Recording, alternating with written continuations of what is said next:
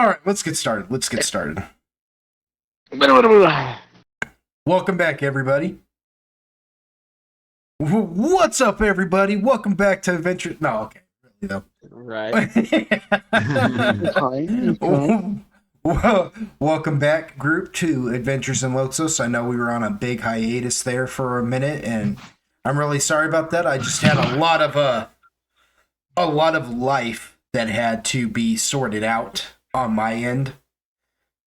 You know, there's probably a better way of wording that. There was a lot of life that had to be sorted out in my life that, you know, resulted in us not getting to play. But much life to be lived. Yeah, quite a bit, not in a good way either. I'm not like getting to roll around in yachts like Young Gravy or something. I'm freaking. Anyways, but regardless of all that, I digress. Welcome back. Like I've been telling the audience in chat that about the D&D group, that I have the best D&D group on the planet. These guys will let me go on a hiatus for a month, for darn near 2 months, and the second I'm like, hey, I'm ready to play again, they're back here, ready to go. They're invested, I'm invested, so here we are. So we're gonna cut to the intro now, to the magic of, you know, editing software.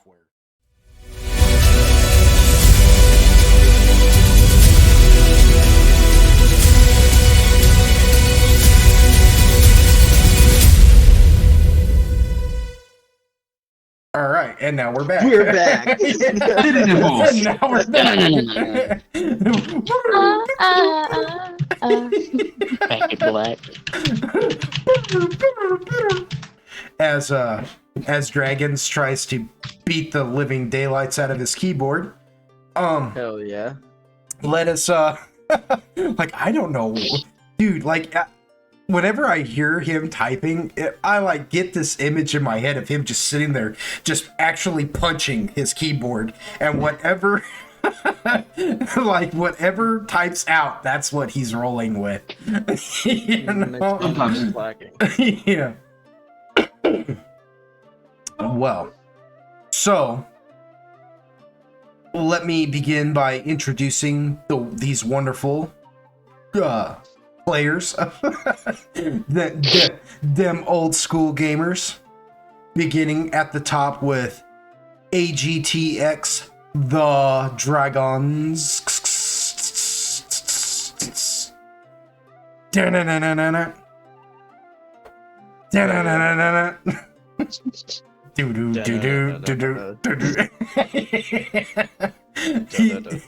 Yeah, he will be playing Uquill, the Dragon Shaman slash Slayer. That's / mind you, / Slayer human, who yeah, Dragons, tell us a little bit about Uquill.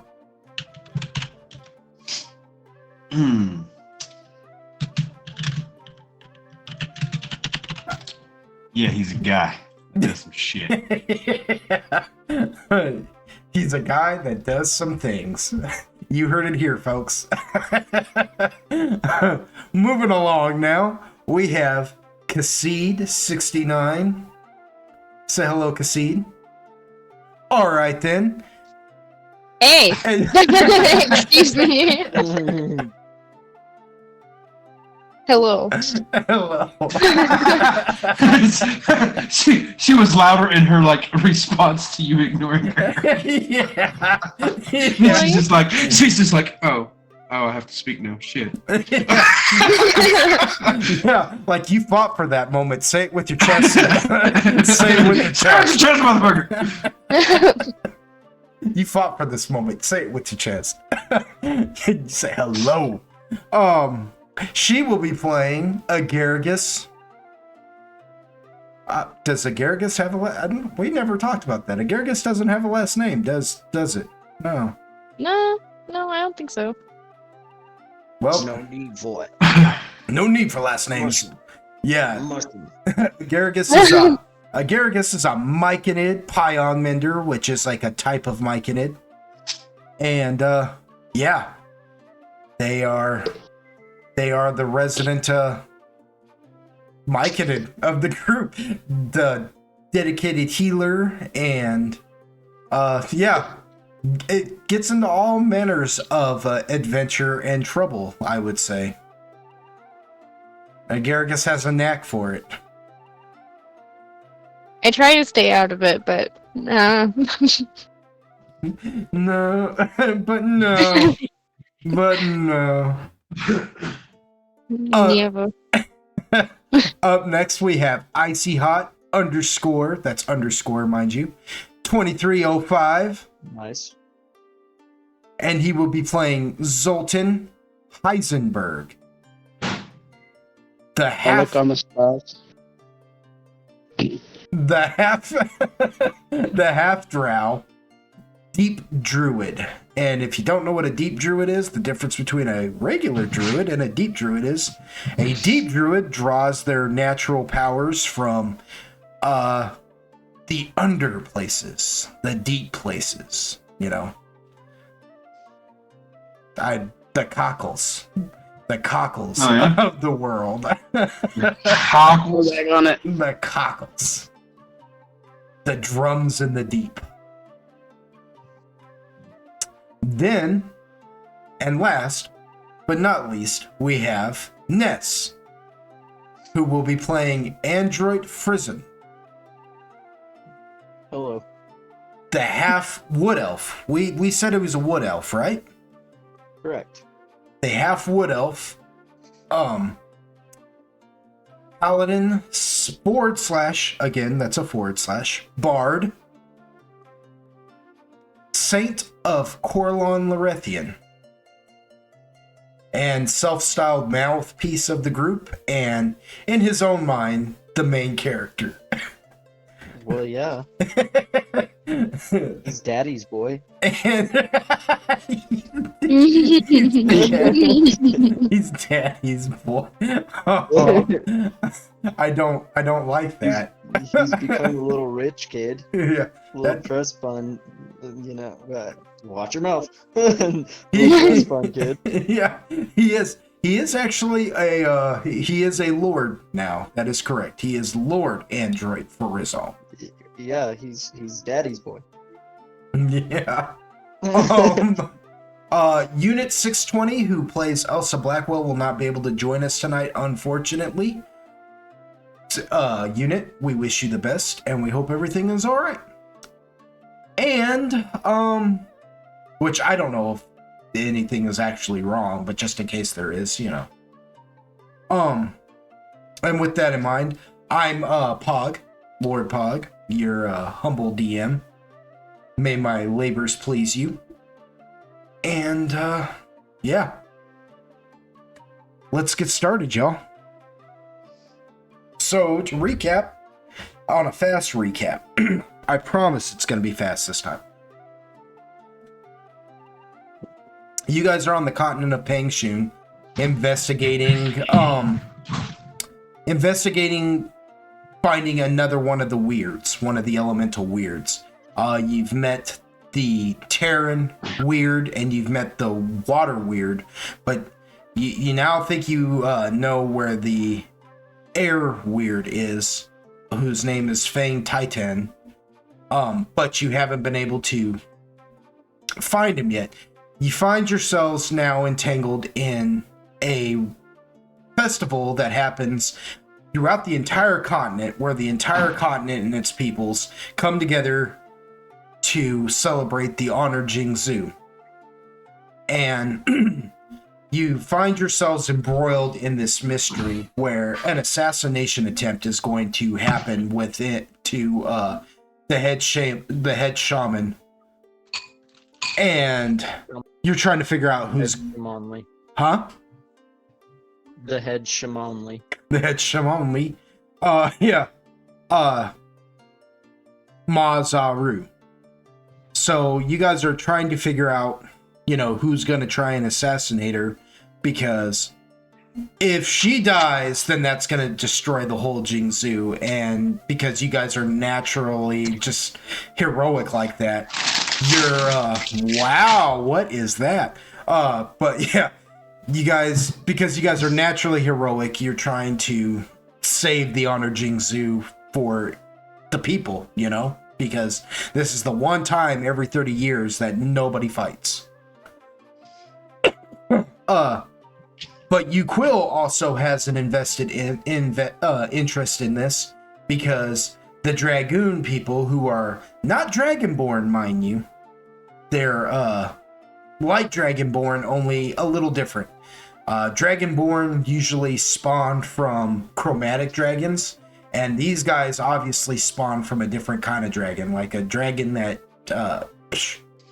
you're not even sure what kind of dragons these would be, because history has never described them. So the Dragoon people, who host the Jingzhou every 30 years in their lands, you guys, they come to find out that they are fully aware of who Uquill is, or at least they knew of his existence. Not necessarily him per se, just who he is. Like, they knew that there was somebody out there who was walking around with the spirit of a dragon, you know. And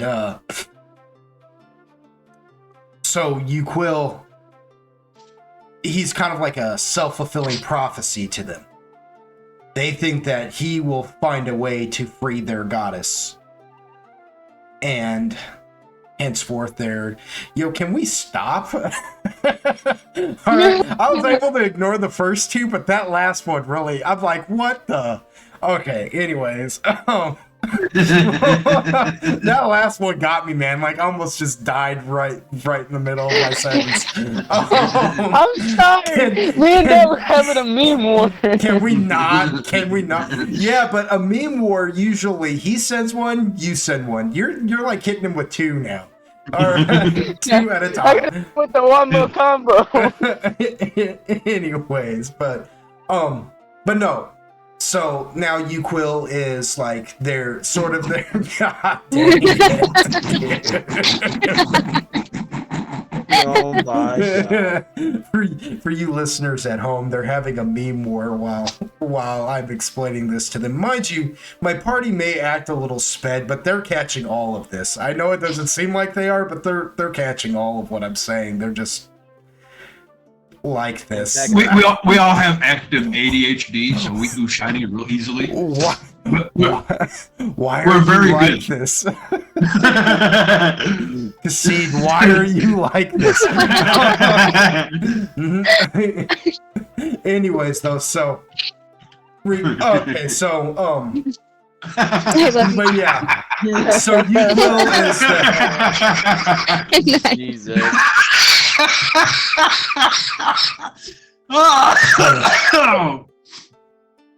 I just died a little. I'm sorry. yeah.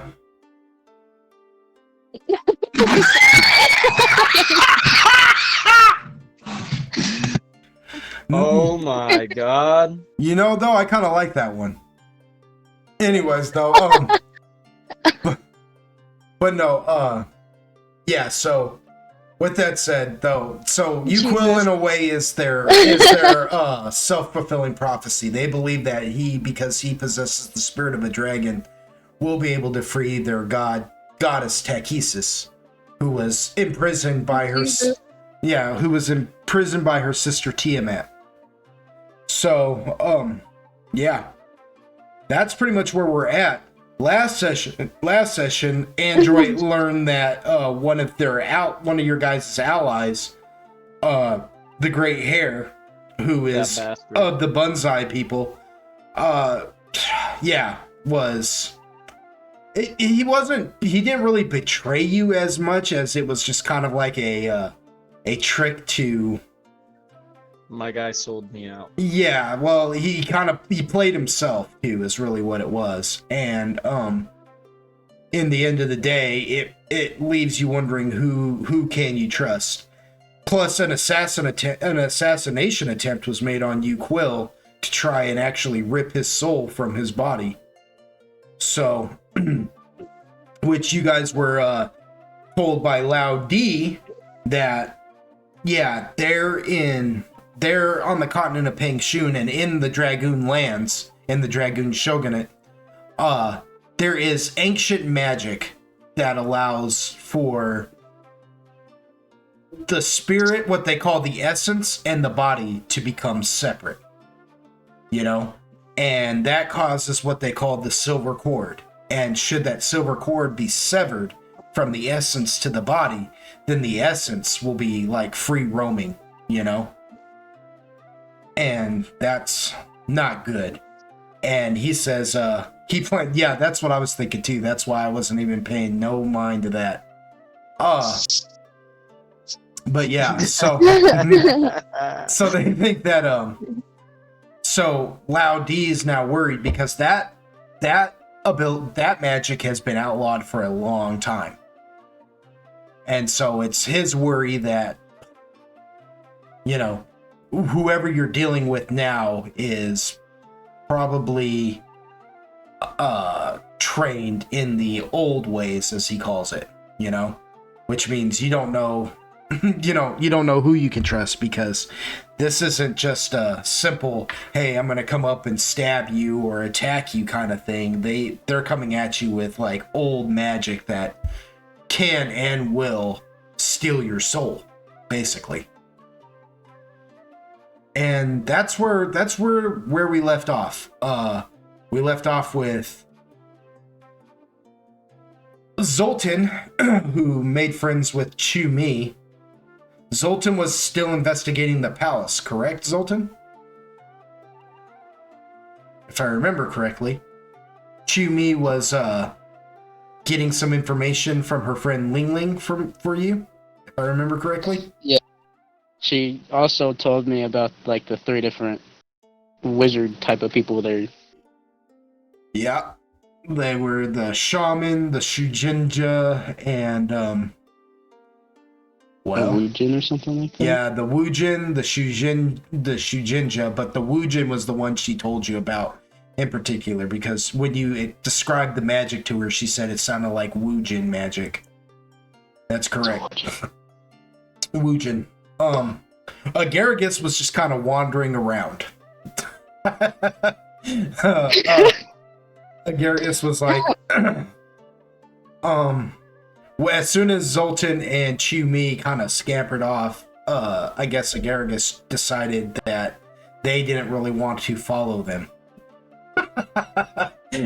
For probably obvious and good reason. And I guess that's where we'll pick up, actually. We'll pick up with you, Agaragis, since we kind of know where everybody else is and what they're doing exactly at that moment. Agaragis, you actually missed that last session, so we'll pick up with you right now. Okay. Figuring out what Agaragis was doing during all this time. What Agaragis was doing? What Agaragis was doing, was doing at that time that all this other stuff is happening with Uquill and Android and Zoltan. Where we left you off, you watched as Zoltan and Chu Mi walked off to go talk. Air quotes. She's got it. What is Agaragis doing now? Like you're standing in the palace. The Forgotten Palace, and all about you right now are Dragoon workers. Some are actual Dragoon people, some are human, but they're cleaning, bustling about, fixing tapestries, cleaning floors, shining shoes, or not shoes, but floors. You got more of the you got regular looking soldiers moving about. You did see a few of the elite guard that was mentioned to you before. You know, the ones that you had witnessed the armored ones with the wings. And you learn that those were Royal Guard. And because they're all garbed the same way, it's hard to say which ones you actually overheard talking before. But you've seen a few of them, move about, even so, what is Agaragis going to investigate and or do whilst all this is taking place?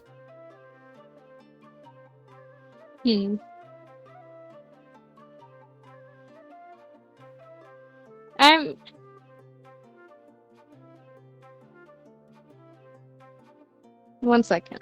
You're like, man, I was gone and he throws me right into the deep end the second I get back. Yeah. And I don't know how to swim. Whoa.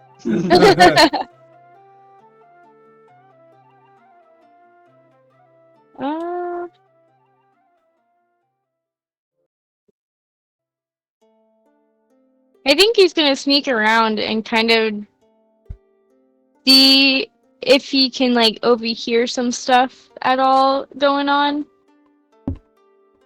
Okay. Go ahead and first thing I want you to do is roll me a move silently.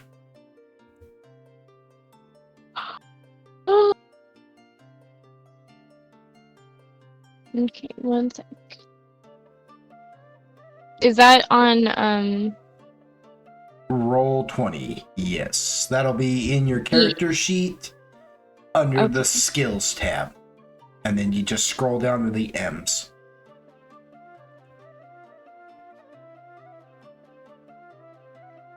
bet.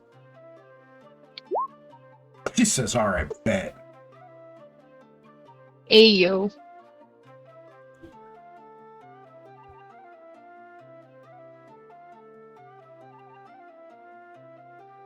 All right, let's see what you got here. Well, okay, now it's showing up. All right, there we go.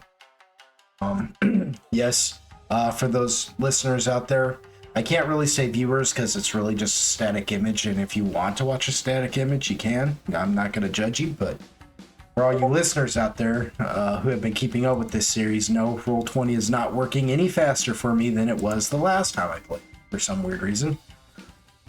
Let's see, he rolled, oh yeah, 24. Okay, so you're moving pretty quiet. Yeah. So now that you're moving pretty stealthily, you're not very tall to begin with, you're like what, close to 4 feet tall, but you kind of just squat down even more and just kind of start, shuffling your feet. Where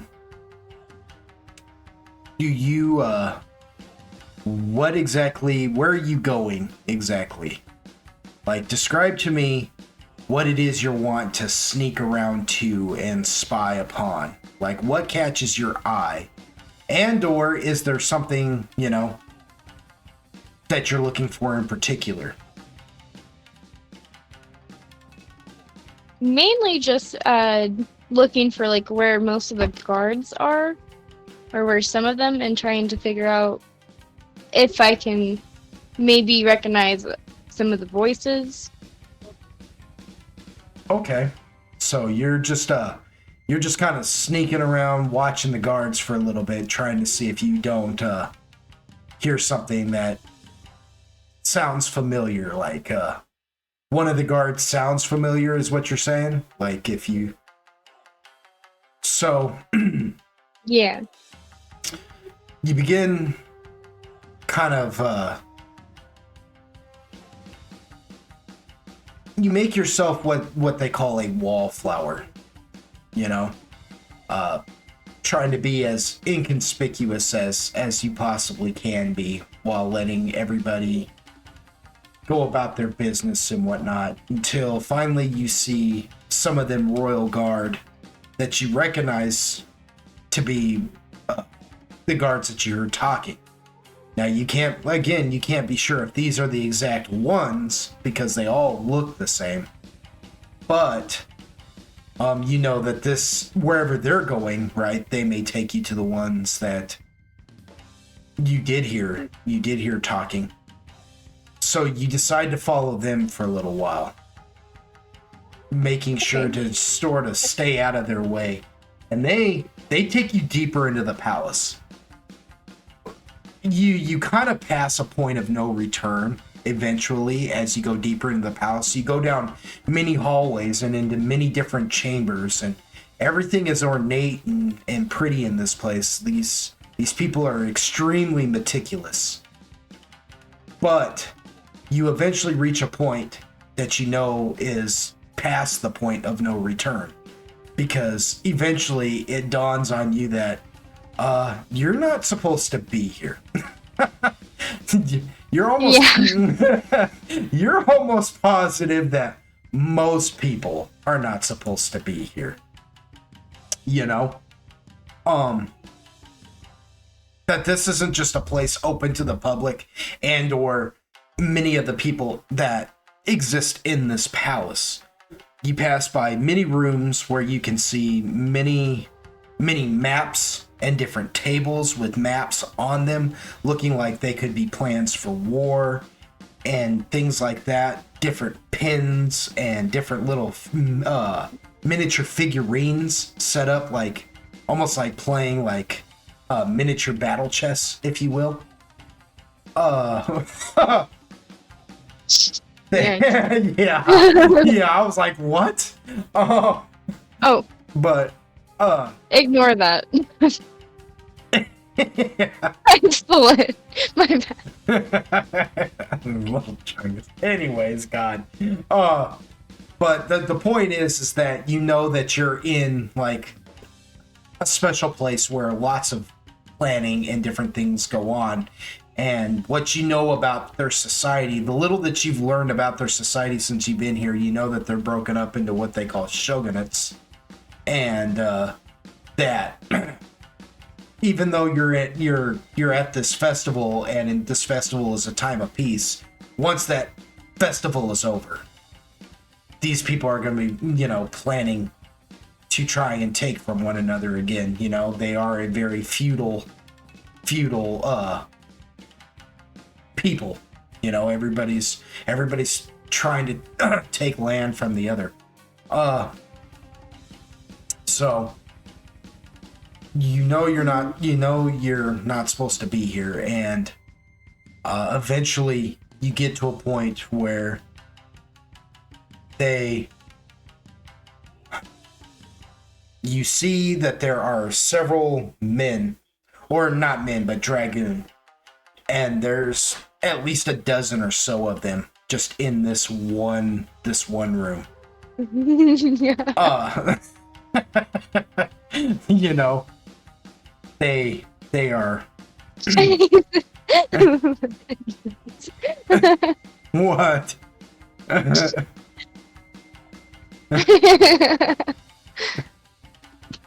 They are, some of them are eating, some of them are sleeping, some of them aren't even wearing their armor anymore.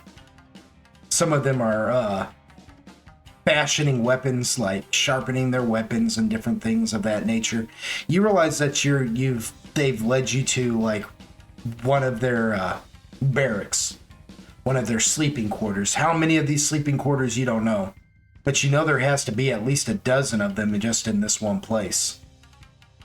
Go ahead and they're all standing around talking right now. So go ahead and roll me a listen to see if you recognize any of their voices.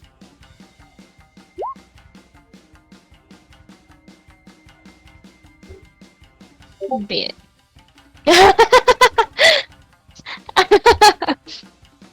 No way. You think so? I don't think so.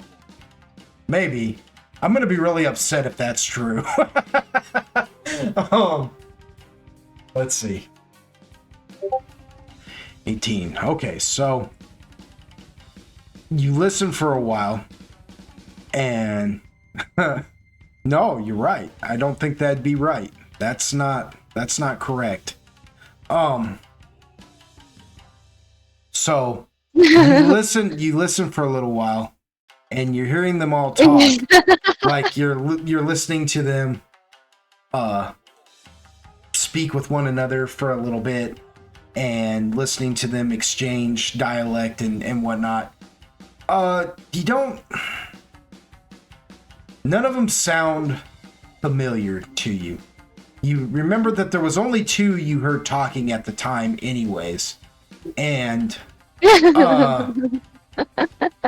they don't sound real. You know that you feel like you would know if you heard the two that you heard speaking before, because they were in fact threatening not your life but the party's life as well. You know that there is a plot being carried out against you guys, and so their voices are kind of burnt into your memory now. You know, would it be safe to say that Agaragis is a pretty meticulous person? Yeah, I would say so. Yeah, and I think so too, and that's why I say it like this, is because considering Agaragis' past and everything, I think it's always been just Agaragis' natural way to be meticulous. So I feel like Agaragis would know those voices, considering what they were saying about you guys in the first place. And you don't really pick up on any of that in this one room. But there is a hall leading down further that you can hear the faint murmurings of other voices down there too, but you will have to go deeper into this area of the palace that quite possibly, if you're found in, you know, bad things could happen to you. And to get down that hallway, you're going to have to first sneak across the open doorway of that room without being noticed, just to get down that hallway. And or you can turn back, or you know, there's a limitless amount of options you have here, you know, depending on what you want to do. But surface value, you can either try and go forward or go back. However, if you can come up with, you know, there's no wrong way to play D&D. You're allowed to play as much D&D as you like. So, what does Agaragis want to do? Oh, I don't know. Oh. I feel like it's too easy to make a wrong move here, so... Well, in D&D, it's too easy to make a wrong move just going to sleep sometimes. Yeah. That's fair. Yeah. Put yourself in the mind of Agaragis. What would Agaragis want to do here? I think he's gonna turn back for now. Because I feel like he could totally go forward, but it's just like you said, there could be like 12, like a dozen other places that are the same kind of room where they're sleeping and stuff, and that's too many of them, and I'm just one. Okay. And I mean, last time I tried to act just like a mushroom, that didn't work, and I don't think that's gonna work inside. So They were like, that's a giant mushroom. Go stomp that out before it spreads. they should have just left it alone. Yeah. I mean, hey. Fair enough. Fair enough. Well, Agaragis, that was the wrong choice, because as you turn to leave, Oh. you kick a soda can sitting on... No, I'm just kidding. Okay, I'm so excited. Clunk, clunk, clunk, clunk. Like, you don't understand. You were effed anyways. Now, I mean, you ain't wrong. but, I will say what you have learned is of this place. You now know where these Royal Guard go, at least. At least now you know, so take that with you. You may not have found the specific ones, but you do know where they may be Okay, yeah. for future reference. So hold on to that at least, right? Yeah. As you turn and you sneak back off into the main hall. That all takes a considerable amount of time to do, and by the time you come back, you find Zoltan standing in the main foyer, as it were, of the palace. And Zoltan, you're just kind of standing around wondering, what happened to Agaricus? Where did Agaricus go? You know? And boom, you see Agaricus just come stalking up to you real quietly. And yeah, so you guys are back together now. But Zoltan, are you with us still? he gone. Why, I hope not. He's dropping memes like a crazy person. I would think he'd still be in it. Yeah. I'm still, yeah, I'm here. Just had to find my meme. Yeah. But yeah, so yeah, but you see Zoltan or Agaricus come creeping up to you from like a. In fact, roll me a spot check real fast, Zoltan. You want me to spot for you? I want you to spot for yourself. Oh, I don't think Zoltan has the capability to spot himself. I know. I already know what you could see and what you couldn't see. I'm just curious if you can see what I can see. What is that? Oh, that's that. Did they change Roll 20 again on the phone? Oh yeah. I think they're doing some kind of beta thing. Yeah, I know. How many times they gotta change it? That's why we're only using this for dice rolls anymore. And maybe like some art if I feel like posting any on there. Oh, Roll 20 being slow.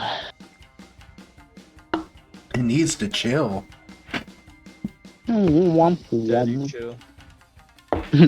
Yeah, because I'm sitting there looking at Roll20 like, what the hell was even that? Like, wow. Seriously. Have mercy. I fit in the buzz. Shut up, dude.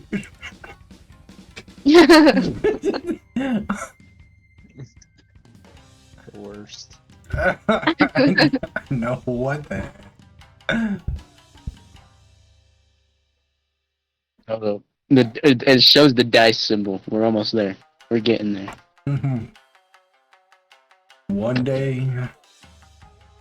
Wherever I roll.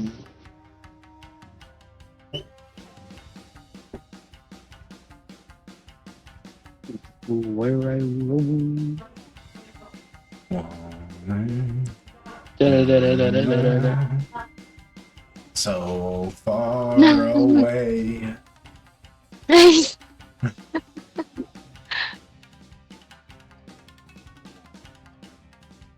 This one's I just want to roll.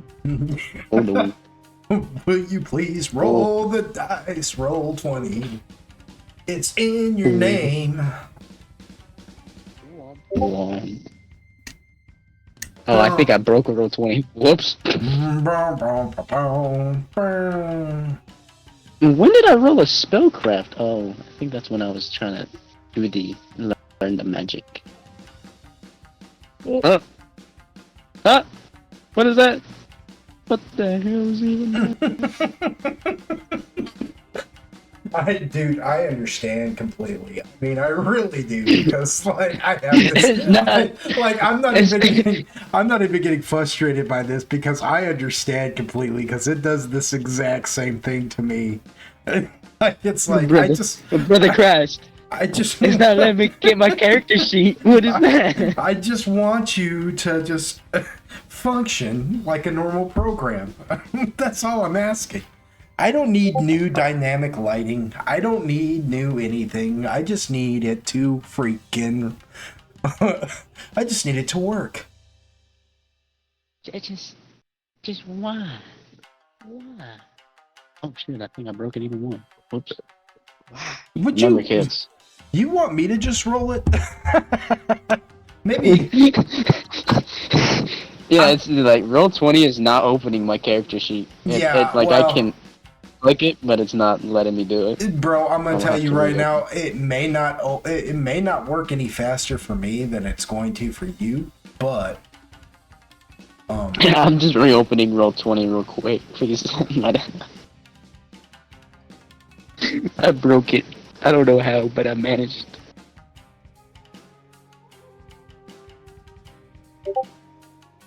Why do I see a Dragon Ball Z meme? I can only imagine. why didn't you dodge? It's mine, mine oh mine. Then I walk right through the door. Okay. Okay, here we go. Here I we have go. Okay, your character page opened up for me. We're in skills I have now. a white screen for mine. I just it won't go any beyond that. Okay, here we go. Spot. There we go. Roll. Come on, roll the die. Just roll it. Ah, I got it. I got it, dude. I got it. I got it. Yeah, I'm just stuck on a white screen. Yeah. Well, you rolled pretty good. So you got a 22. So Let's go, baby. That's what I'm talking about. So you yeah, so it's not that you're just standing around you're not just standing around like wondering where Agaragis went. You actually see where Agaragis came from. And it looks like Agaragis has come from just like some random little like nook and cranny of the palace as they come like sneaking back up to you. Even though for whatever reason, and Kassid, you can correct me on this if you want, but I just kind of feel like Agaragis would sneak all the way back up to Zoltan, even beyond the point of not needing to sneak anymore.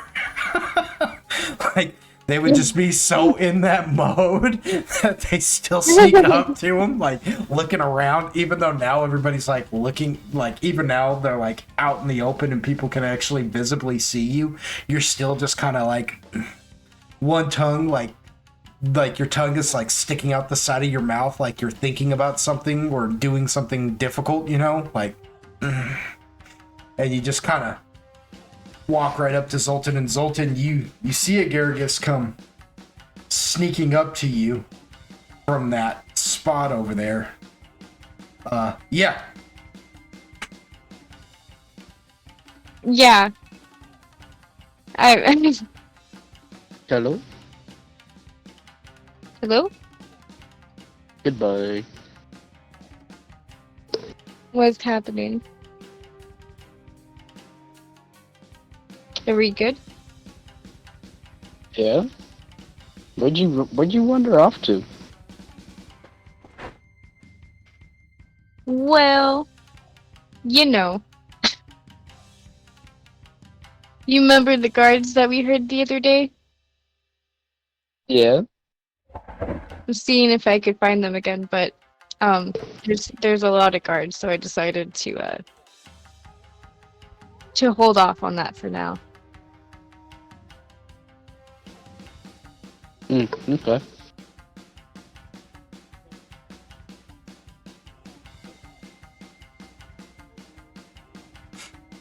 What are we doing now? Yeah. Let me die first. Hold up.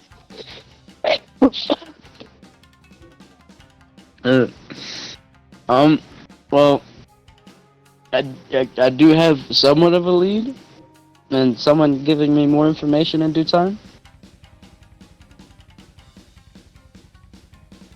about what was all going on. It was a Wujin. Apparently they know illusion magic, from what I've been told. Interesting. So now we have to see if we can find any Wujin mage. Have you come across any or heard of any? I have not. The person that I was talking to said she was gonna go around and see if she can find any. I'll tell you. Okay. All right. Well, I guess I'm with you. So Alright. Can I roll a spot to see if I can find the woman I talked to earlier? Talking about Chew Me? To me, yes. I didn't know which one I Yes. hit. And you had two different names rolling, and I said, "Oh, can we?" Yeah, there was Chew Me and then Ling Ling, and she was like, "You don't want to talk to Ling." Oh yeah, because she was gaslighting Ling Ling like, nah, that ain't the right one. You ain't want her. You want me. Yeah. You want me. Yes, you sure may. All right, nice. We'll go with the first one because the app, for whatever reason, makes you roll twice. Let's go, baby. So, yeah, you begin looking around, and you don't spot Chew Me anywhere within this area of the palace, which this is just the front, basically. Like, maybe the most commonly trafficked area. But you do spot something interesting. Please, tell me more.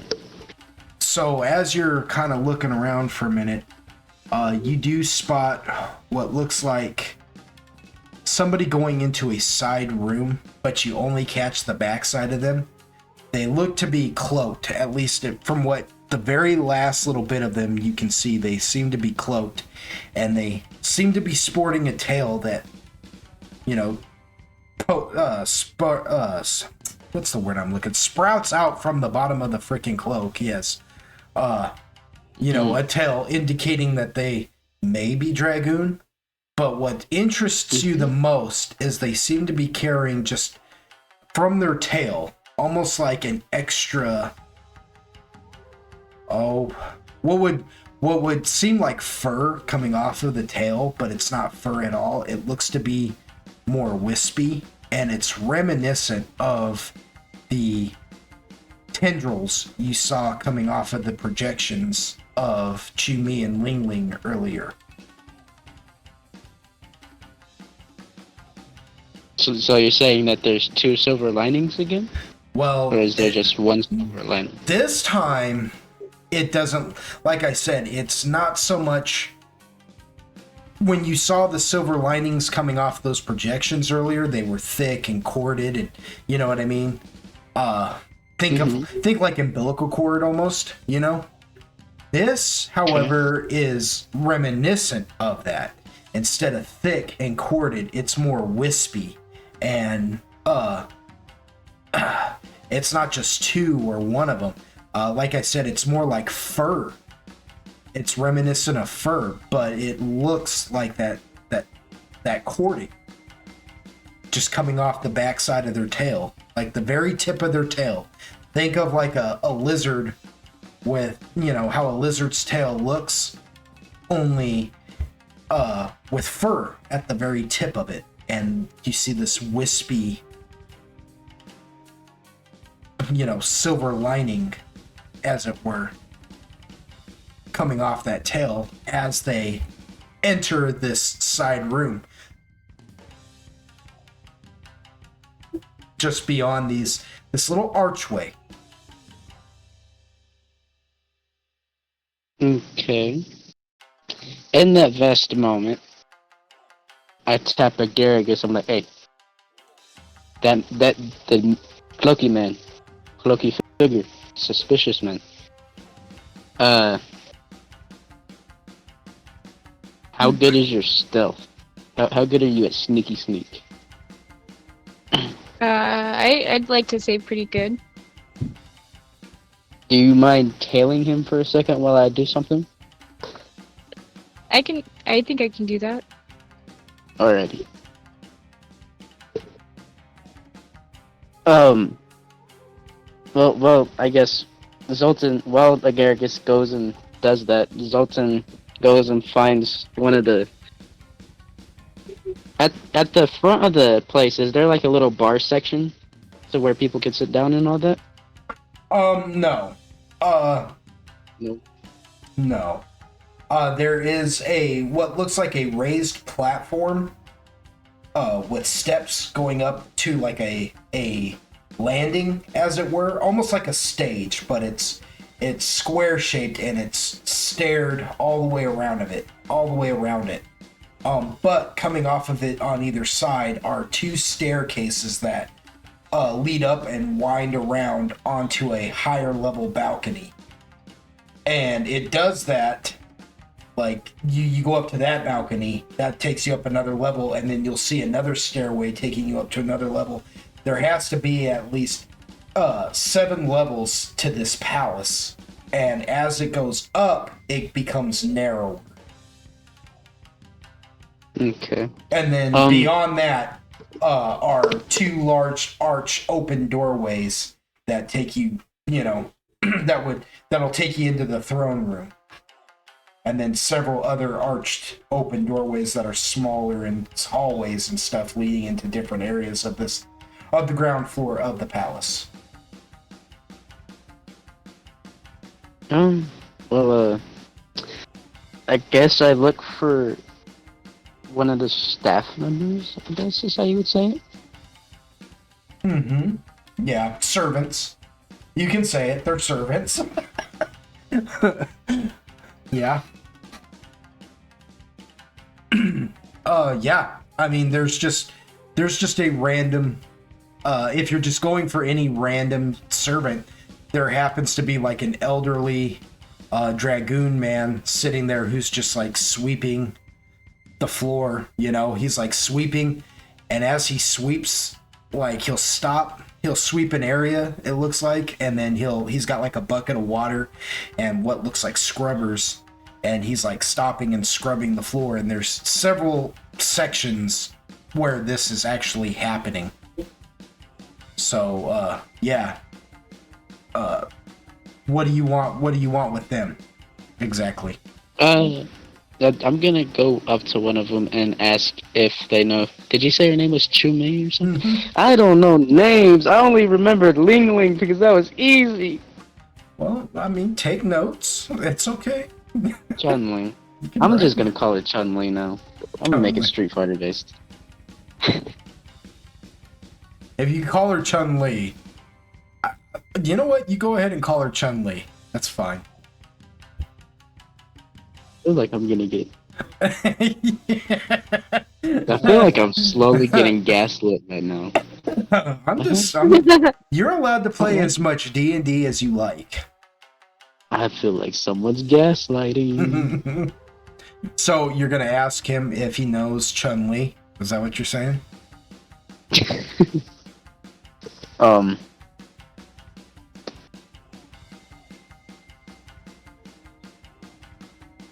I'm gonna ask him if he knows the person that works with Ling Ling the most. See if he knows. If he knows the person who works with Ling Ling the most. See. Alright, so you go and you, okay, well, tell me, what do you do as you approach this random dragoon man? Well, you see, obviously he's an elderly person. Me, as a young, respectable, nice druid I am, I walk up to him, alright? I make sure to have his attention, and I bow and ask if I can ask him a question. He kind of starts for a minute, and then he watches as you bow, and he kind of looks uncomfortable by this, but he like quickly bows as well. And he's like, yes, young man. What can I do for you? Do you happen to know the woman that works with Ling Ling the most? Ling Ling? You mean the servant girl, Ling Ling?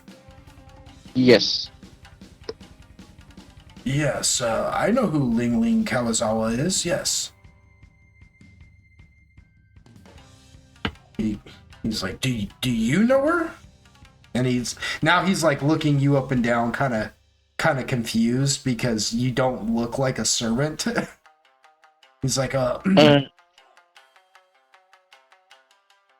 I don't know her, but there was another servant I was talking to, and she said that Ling Ling and her worked together most of the time. And I was gonna see if you happen to know who she was, so I can try to find her.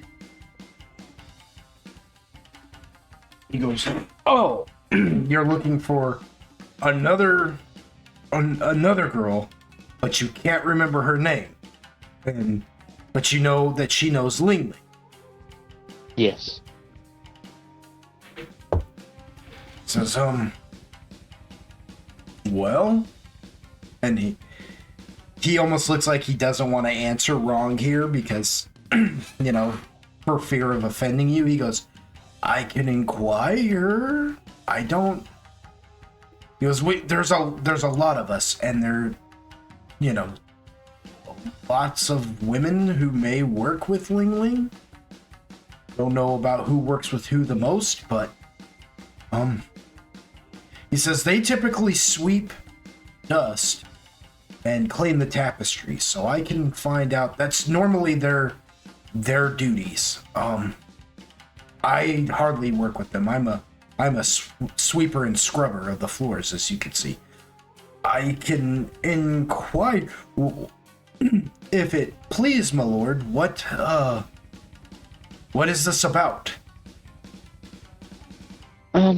Just trying to figure out some stuff. I'm trying to inquire more information, if one may say. He raises like a single eyebrow, and he's like, I see. And then kind of gets a half grin on his face, and he goes, Of course.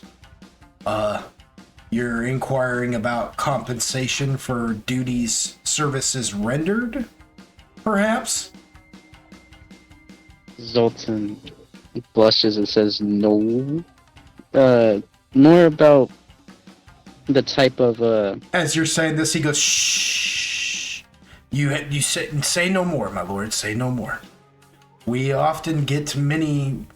At times, foreigners come and they find our people exotic, and you'd be no different than anybody else. I will go find out from Ling Ling and see about the girl you need to compensate. And with that, he bows very low, and he says, oh no. I shall return. I shall return. Womp womp. That's not what I wanted, but alright.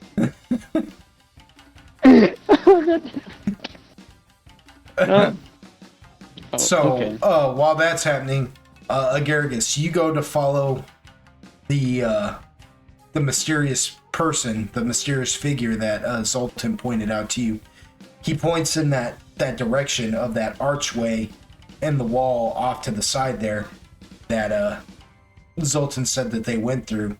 And as you go up to that area, you find that archway is a part of a decorative style of walling that lines the whole wall. The wall itself is decorated in miniature archways to look like what they would call faux doorways, meaning that they don't actually have doors there at all. It's just wall with decorative arches on them. So as you go to follow them, you find that you're just you walk smack dab into a wall and realize that if this is where they went, then this person must have had to have walked through a wall somehow. Okay.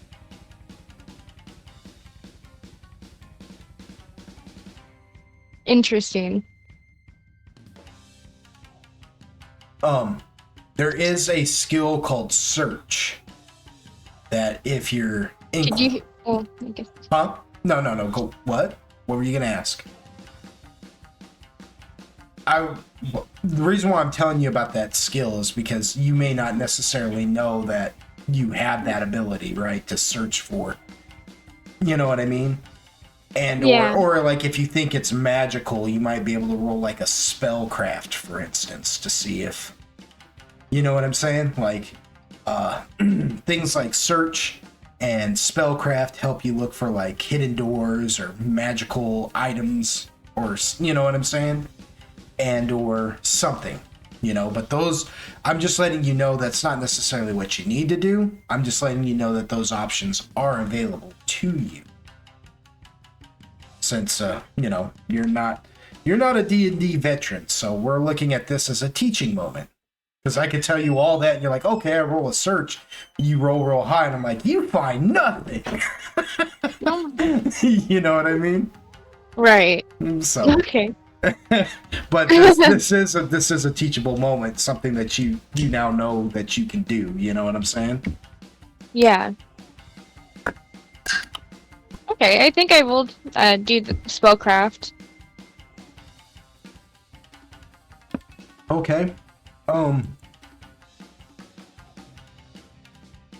Or try to like search for some type of like magical residue or something, you Magical barrier. Okay. Yeah. Yeah. Go ahead and roll a spellcraft. Now, does Agaragis know spellcraft offhand? Just out of curiosity. I don't know. How would I? Oh God, hold on. Oh, you would just go in. Okay, so you would go into your.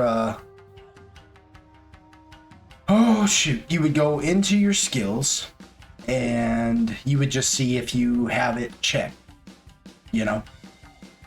Oh, okay. I don't believe it is checked. Okay, so, and that is a learned. Yeah, that's a learned skill, right? So that means that.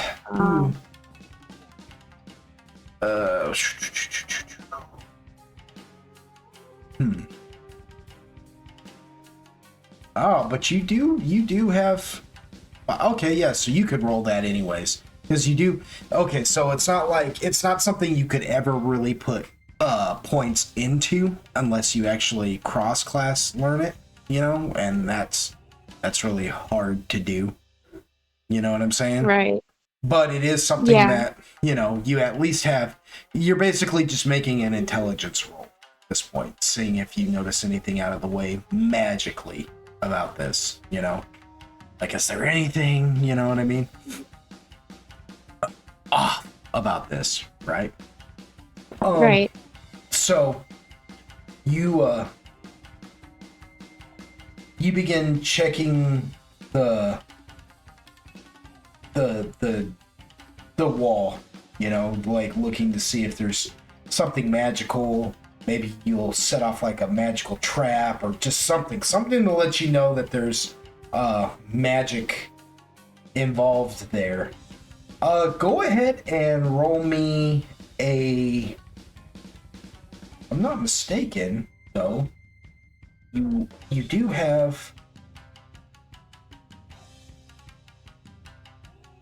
Oh, God. Yeah.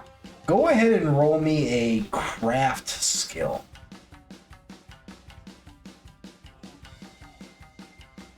The alchemy. You do have alchemy. Yeah, you do have craft and alchemy.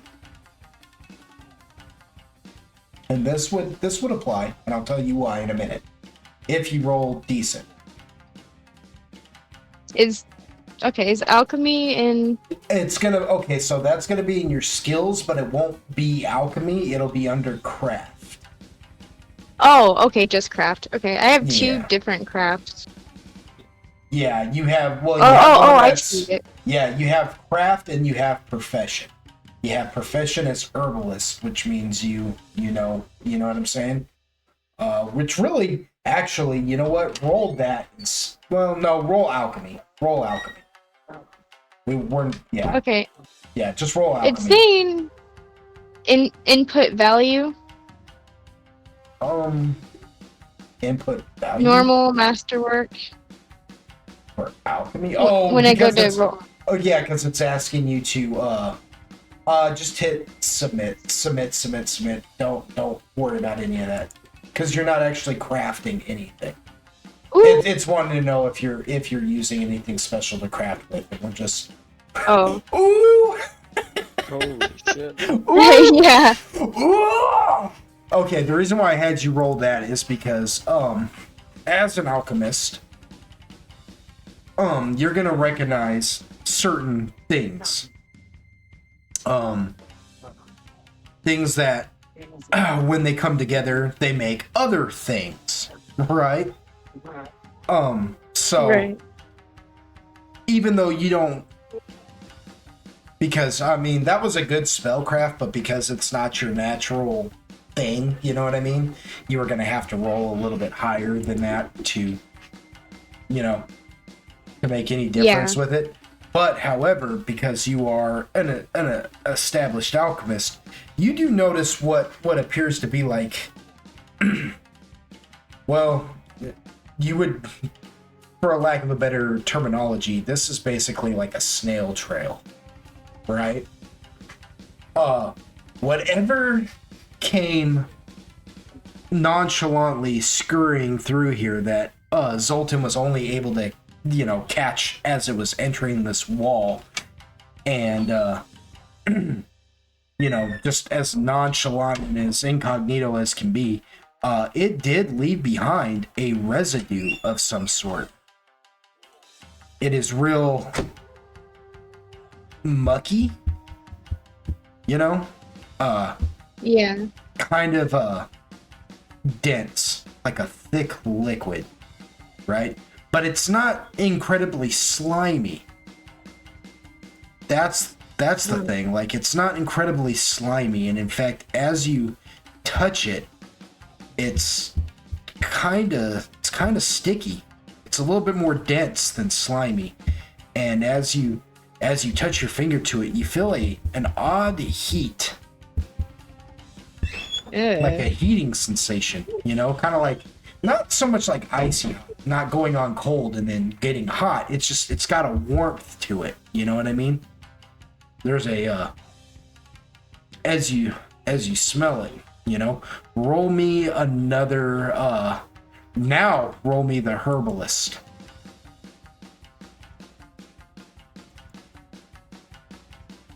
Which will be down in your profession.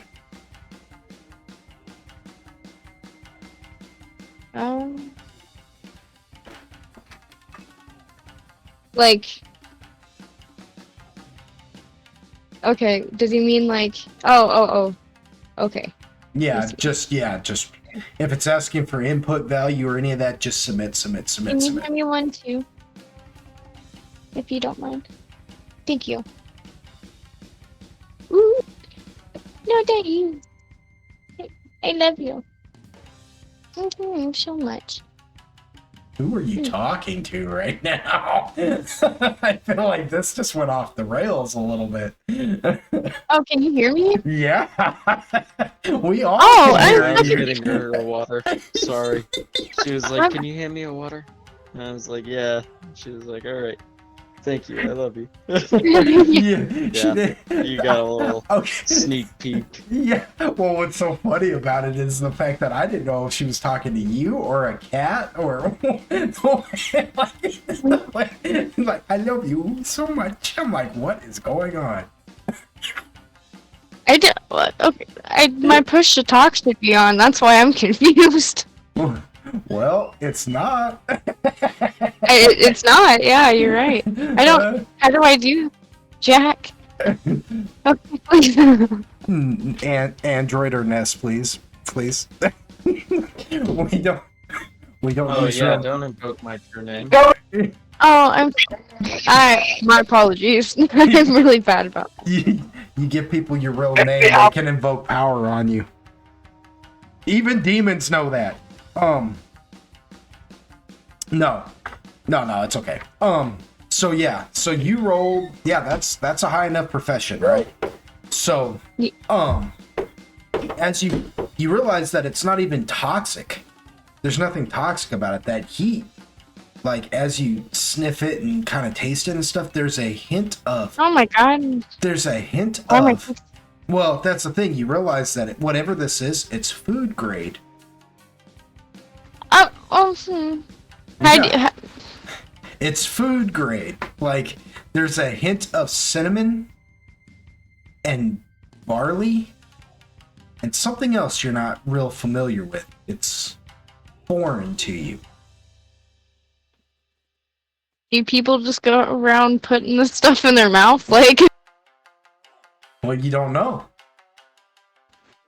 But it's strong. That's the thing. Like, the second you taste it, it's strong. You're like, woo! It goes straight to your head, and you feel a little loopy from it.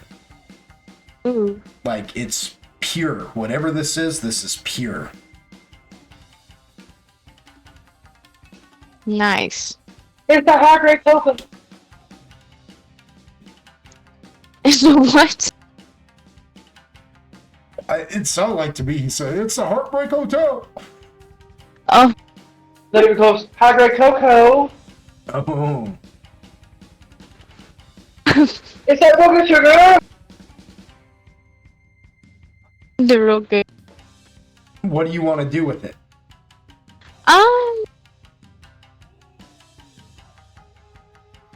Can I like save it?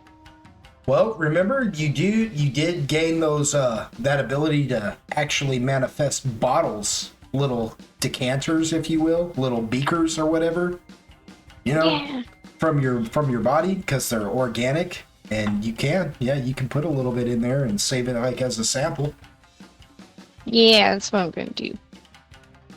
All right.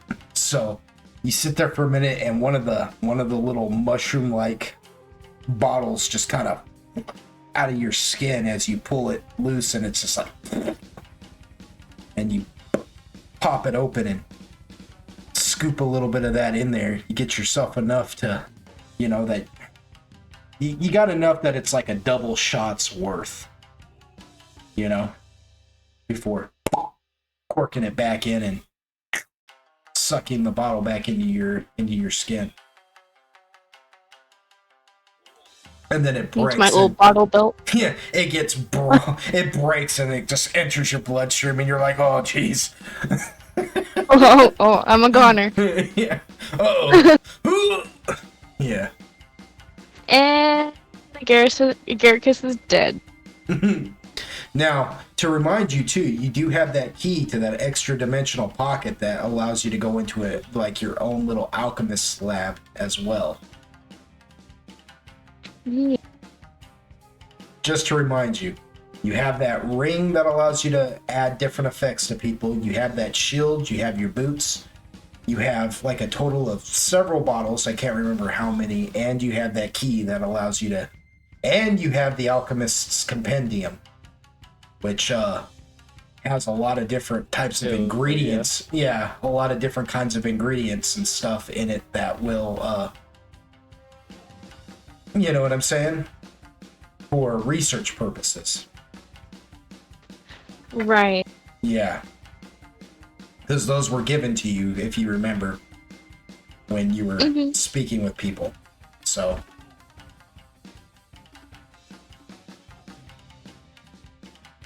So you have all that available to you.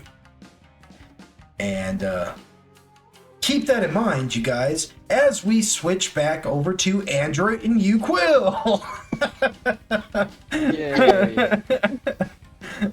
Just be thinking about what y'all want to do. Okay? Okay.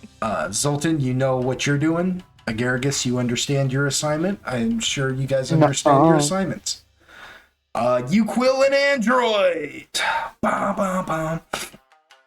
So that assassin had just murdered himself, and Lao D explained to you guys the dangers that you are now facing. You know, you're dealing with This is ancient magic. Scorch marks. Unfortunately. Yeah. Yeah. So, you know that the demon sword is probably not involved in any of this now. You know, his part he got played just as much as you could say you guys did in that sense, right? So, it almost feels like he was a red herring at this point. You know? You Quill, you find yourself being called back to the arena because you were out there greeting the people, greeting your new fans, you know what I mean? Loudy, just as a reminder, Loudy asked if you could continue the rest of your fights fully clothed because his daughter's watching them. And you agreed to do it. Said, yeah, I got you. So I'm not putting words in your mouth. That's what you said. I'm not saying you have to do it, but you said you would. But yeah, as you Quill is getting called back to the barracks for the honored chosen, is there anything you guys want to say or do before you Quill has to depeche?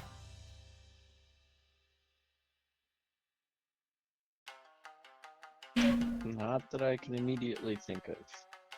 Make the sweet passionate love with Andrew. Hell yeah. and this campaign just took a left. A hard left. Welcome to a whole new show, everybody. Let's do our new introductions.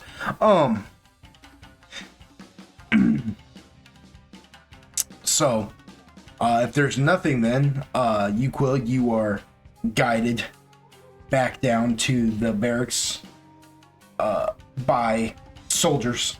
You know, they're just like, they're not rude either. They're as respectful as they possibly can be. You know, they're just like, my lord, if you don't mind, can we,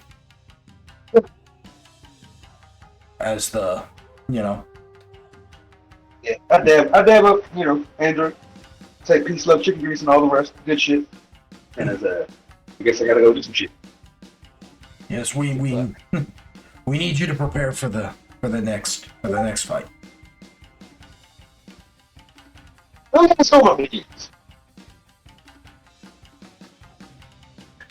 Loudy looks at you, Android, and he says, "What will you do now?"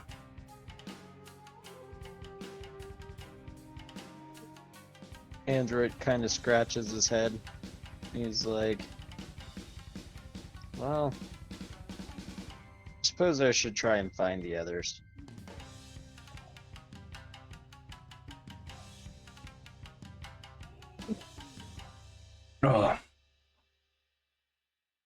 Okay. Do we have an idea of where they may be?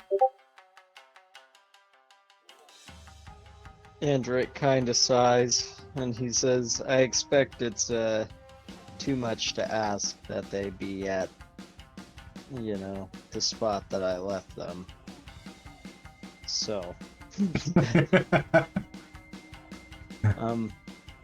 No. I have no clue. Says, I see. Well, where did you last leave them? We can start there.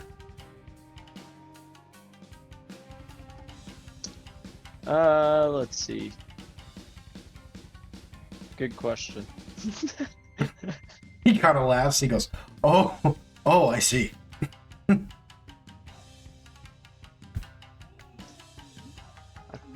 Really kind of thought it was at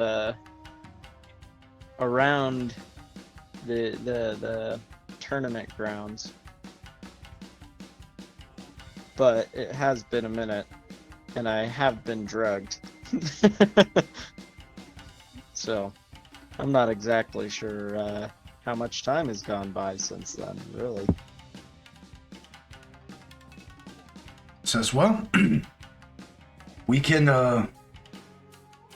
start looking around the outside of the arena first, and then we can begin broadening our perspective.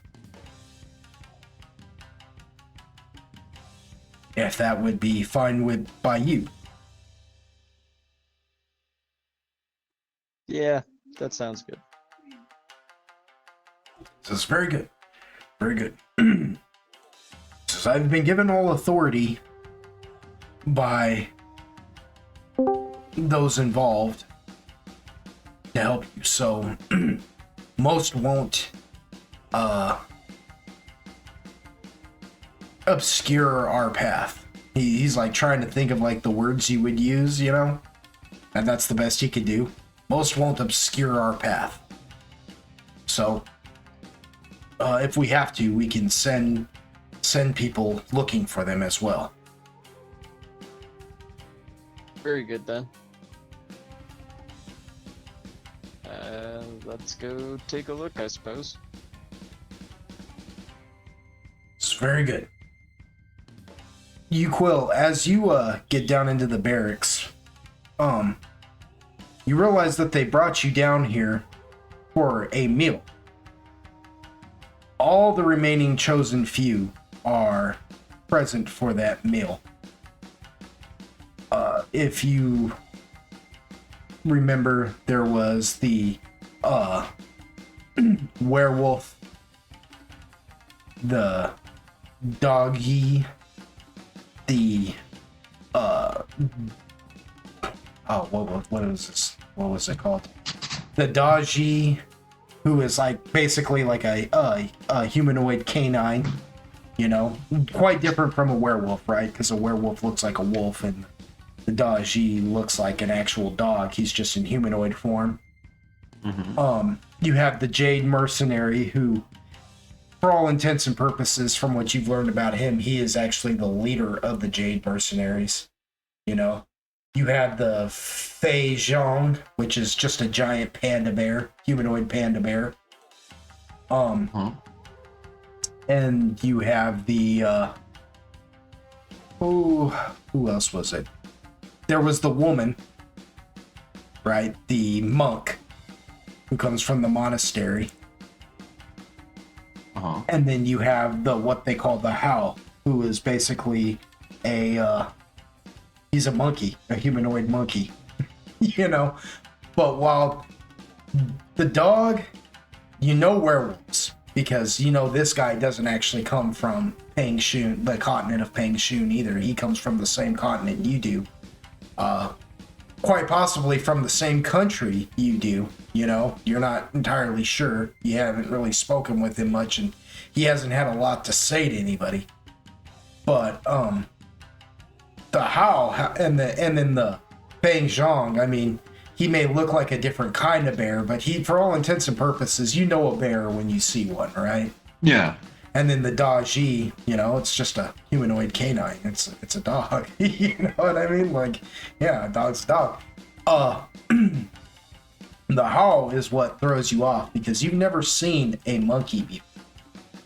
So to see a humanoid one, you know, especially like this, because he's out of all the humanoid animalistic denizens of this continent, he's the one that has animalistic features, but quite humanoid, like human man features as well. You know, he doesn't. He's not as animalistic as, say, the others.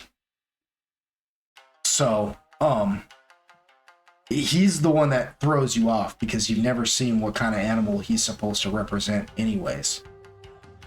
Right? But yeah, they're all sitting around the table and they've already began eating, and as you come in and realize that they brought you in for a meal, the woman looks up at you and she just kind of offhandedly remarks, "So nice to see that you could tear yourself away from your adoring fans to join the rest of us."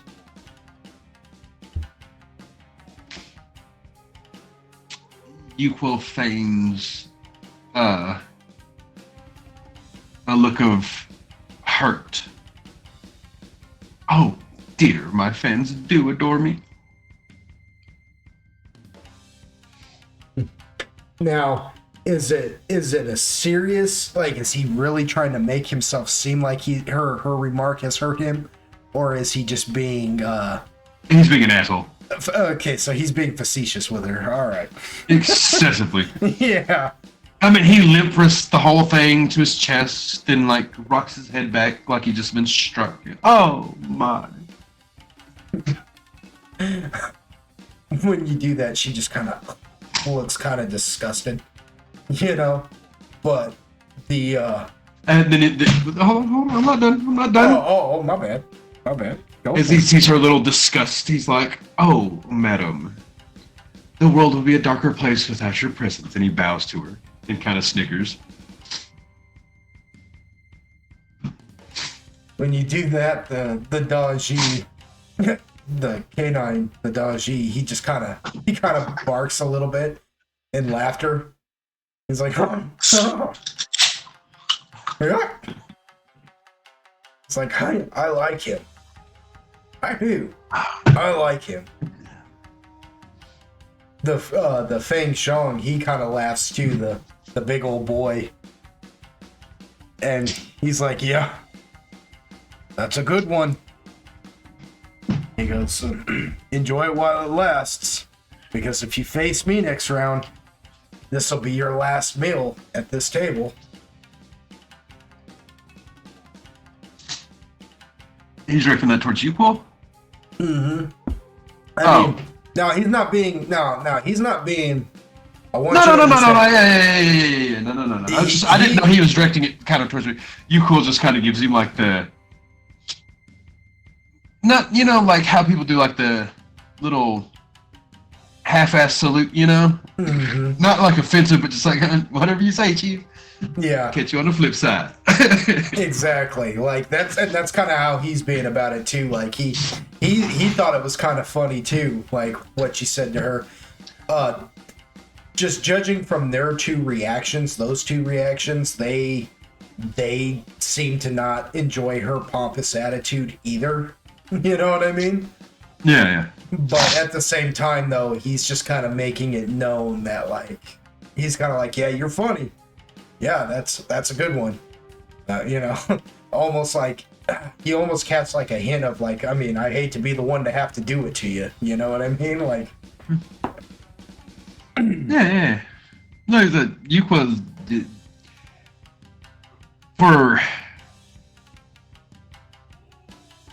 for the lack of a better way of saying, his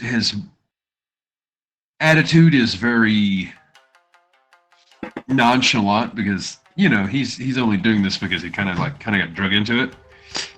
But at the same time, he's just like, bro, I'm here for the drinks, the titties, and the fun. I'm not taking it. You know what I mean? That's his whole attitude of things. He's like, I'm not taking this too seriously. Like, we throw down, cool. This has been a blast, man. That's his whole mind right now. yeah. So so as you're kind of chuckling at him and all that, he picks up on that from you, and so he just slides your chair out and kind of motions for you to sit down as he picks up like basically a whole hen, like, you know, them Cornish game hens, how they're like a whole ass chicken, but they're just tiny and miniature. You watch him pick up like a whole one and begin to just eat it, eat like the whole thing, you know, just. It's like they really put out a spread this year. Now, though, the other two. Now, that was just a big motherfucker, not the wolf guy.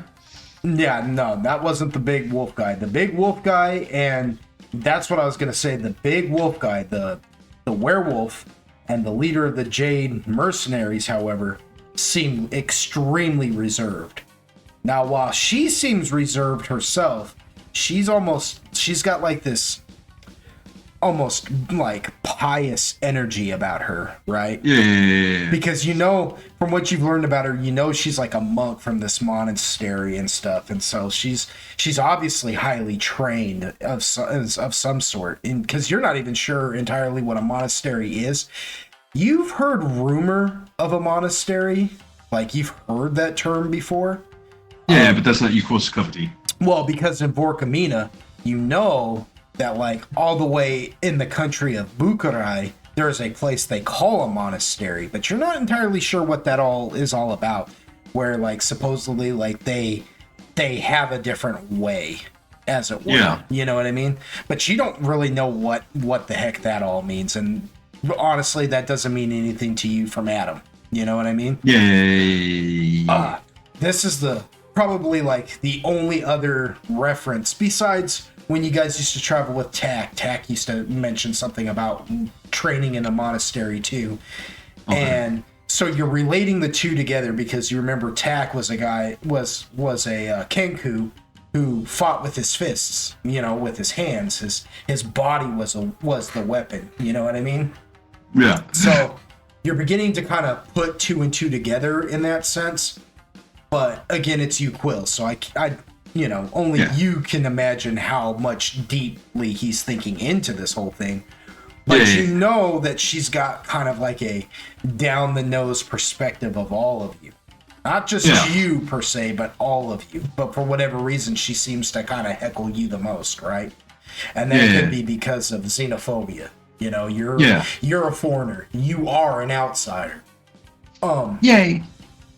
However, you said the wolf guy and that guy both kind of like snickered at my comment. Yeah, the Daji and the Fei Zhang. Yes, they thought you were funny. Yeah, they were just like, hey, welcome, you know, have a seat. So like, yeah, homeboy pushes out the seat and I see him just like mobbing on that chicken, and I look over at, you know, Wolf Boy, and I'm just like, you gonna let him outdo you like that?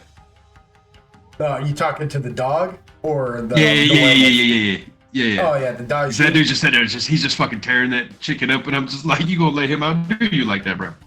As you're saying this, he's currently got his muzzle in a bowl of soup, and he's just like, and he just stops and looks at you, and like, there's literal like egg drop soup just dripping from the fur on his face, and he's just like, what? You cool just hits him with the finger guns.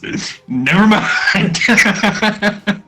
He just kind of shrugs and he goes, and like he kind of shakes his head, you know, and like flicks his head in your direction of your food, and there is a bit of crap coming off his fur just in your food's direction. And he's like, eat up, it's good food.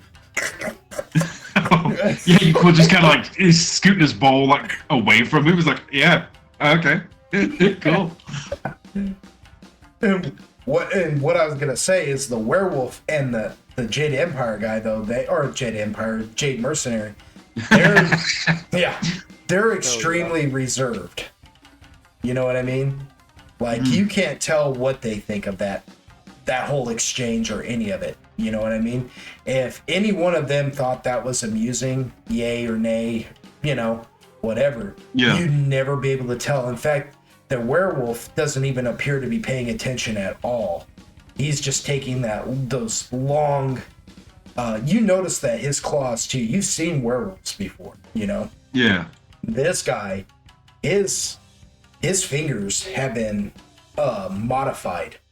His claws have been modified. They've been added on to make them stretch at least like maybe 6 inches to almost an entire foot longer than his hand. You know what I mean?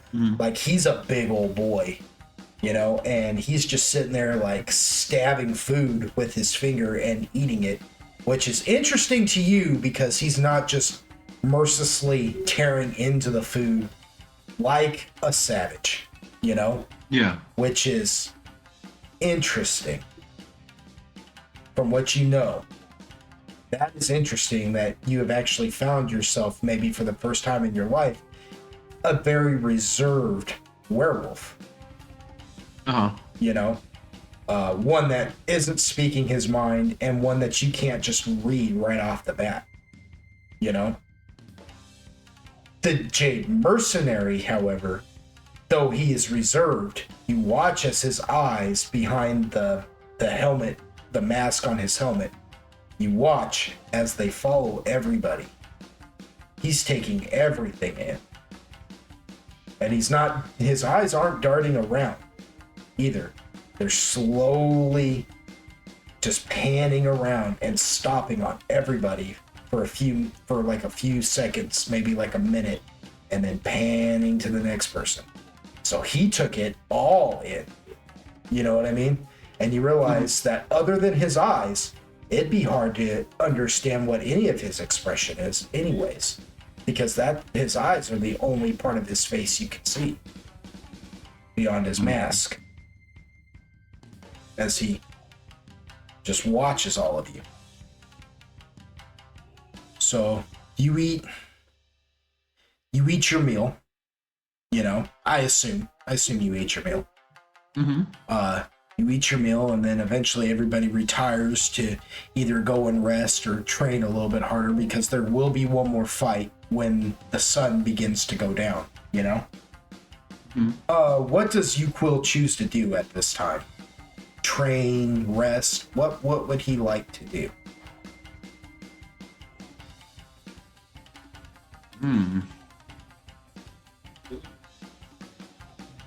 That's a good question. Well, every once in a while I've got good, you know, every once in a while I ask him. As you can tell, ladies and gentlemen, it's rare. It is a rare thing. It is a rare thing that I do what I'm supposed to be doing. Ain't that some shit? Yeah, it's probably just gonna kind of like relax and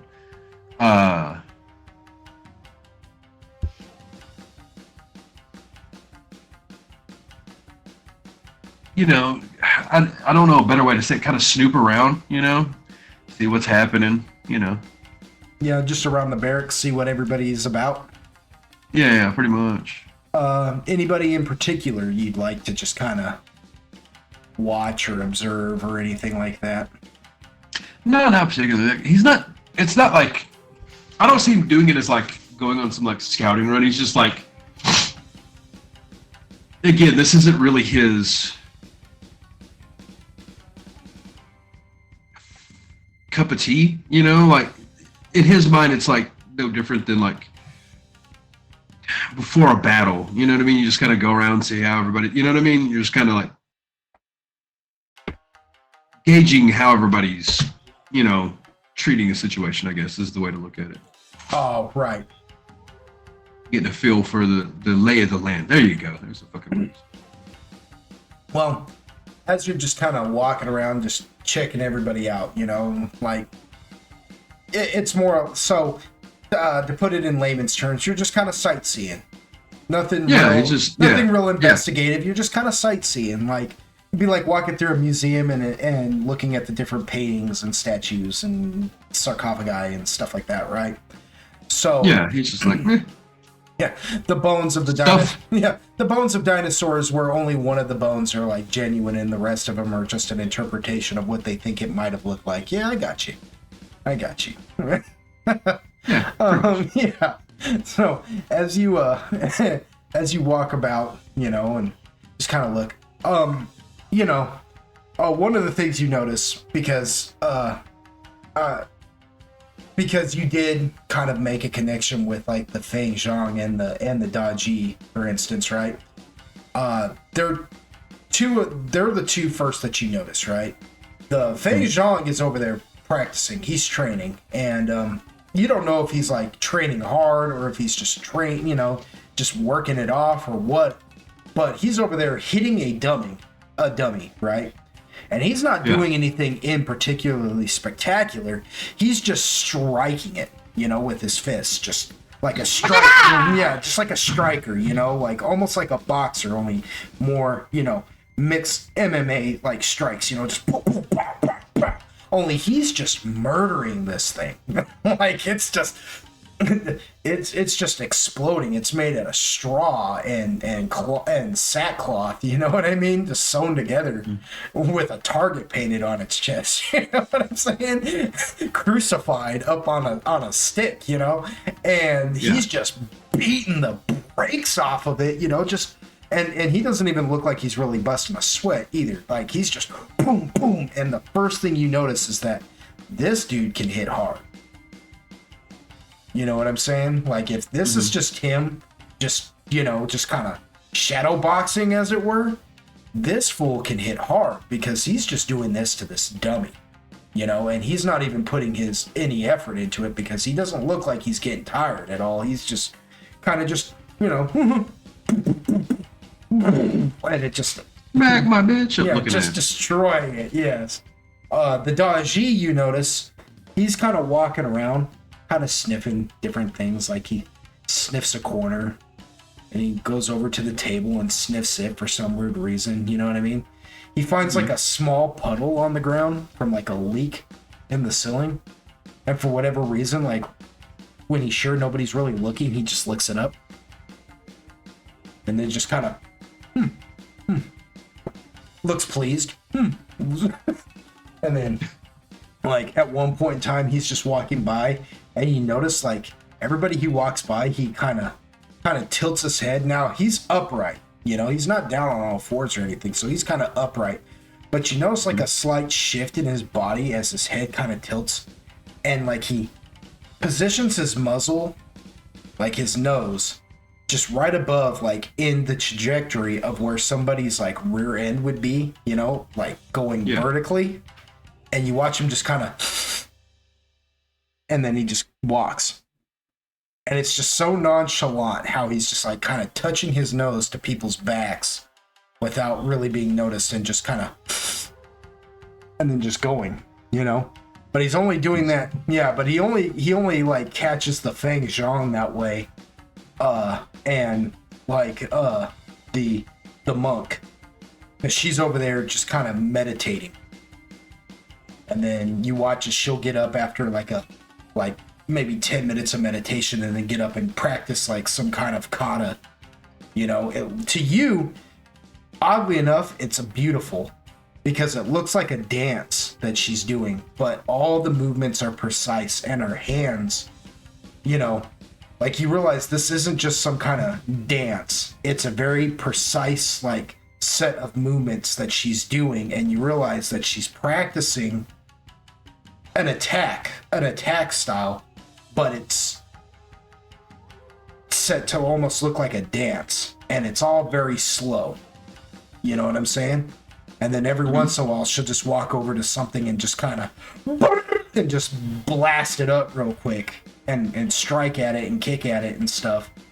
And then she'll look it over and kind of, you can see she's kind of going over something in her head, you know, mapping out something or other, and then do it again, only change up the style. And she repeatedly does that, you know what I mean, several times.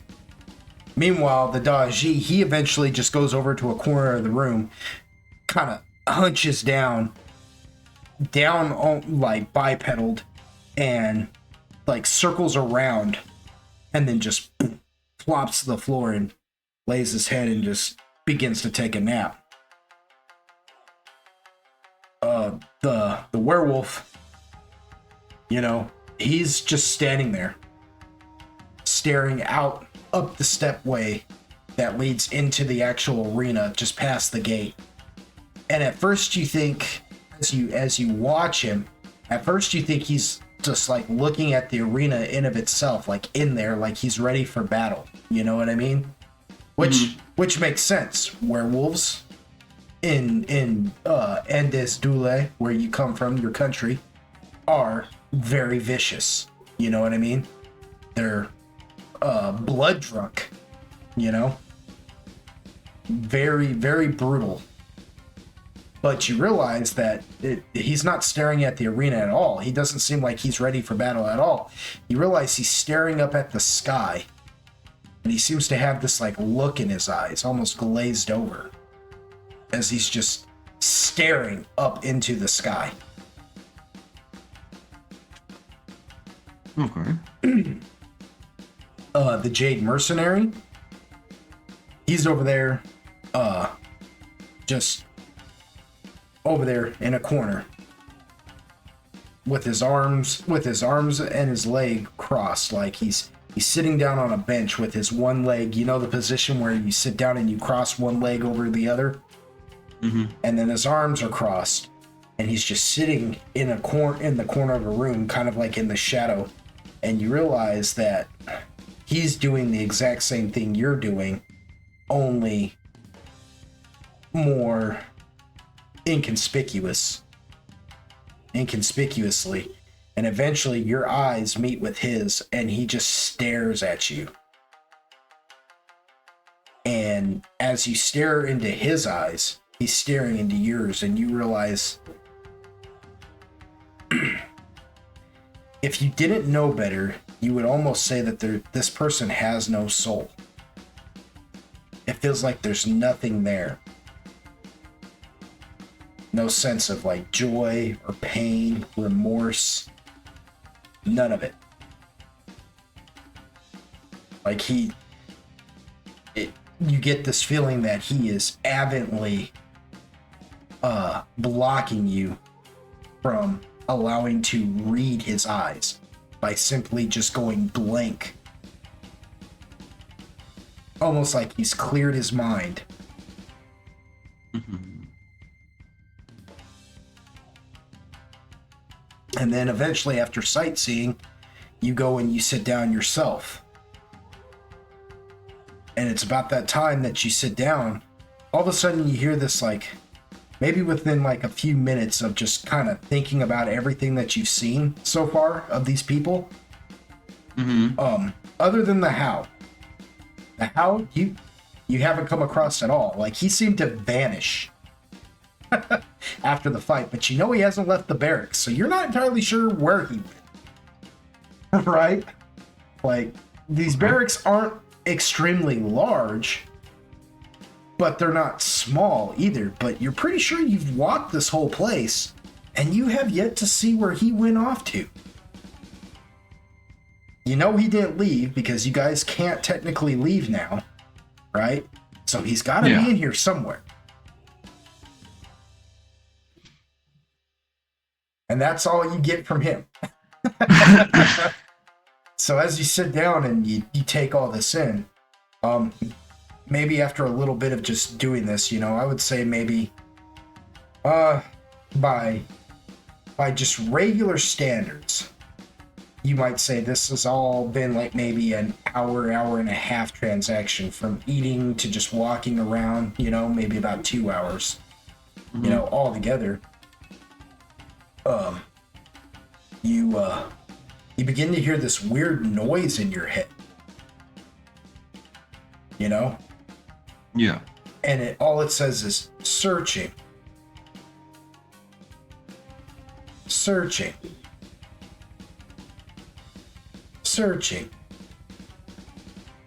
aligned, transfigured, found.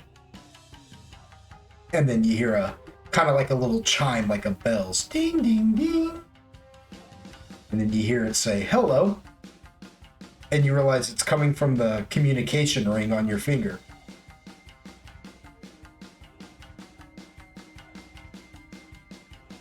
Hashtag question mark. It just says, hello.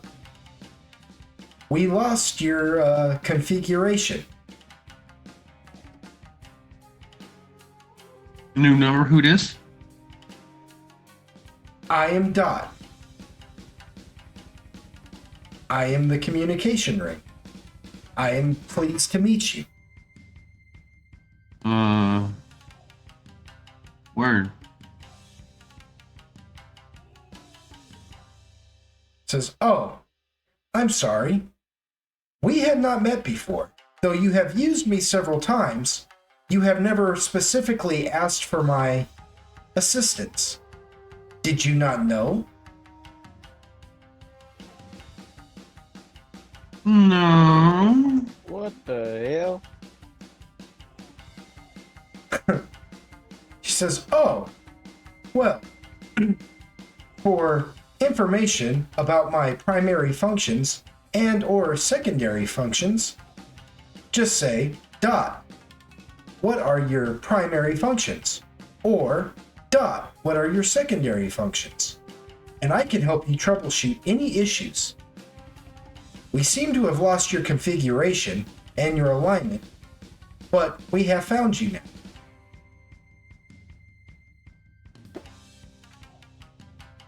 Mommy, I'm scared.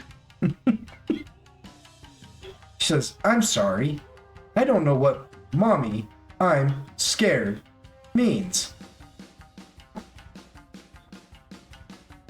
It's dot? Question mark? Dot. Yes. Are you asking me or her? No, it. The thing. Yeah. Her. She says, yes, I am Dot. Okay.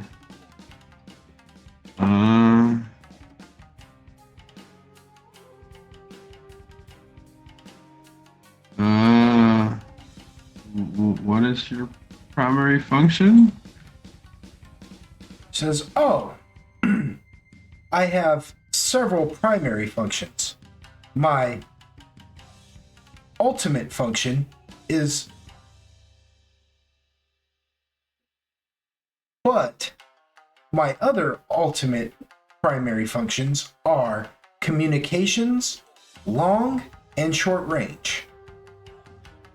Did you intentionally cut out when you told her first primary function? What do you mean? We didn't hear it.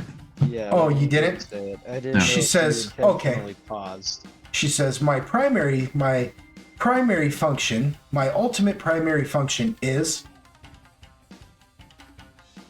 my other primary functions are long Oh, and stab short you range in the communications. I swear to God, I'll stab you in the neck. I'm just playing as much D&D. I'll fucking stab you in the neck.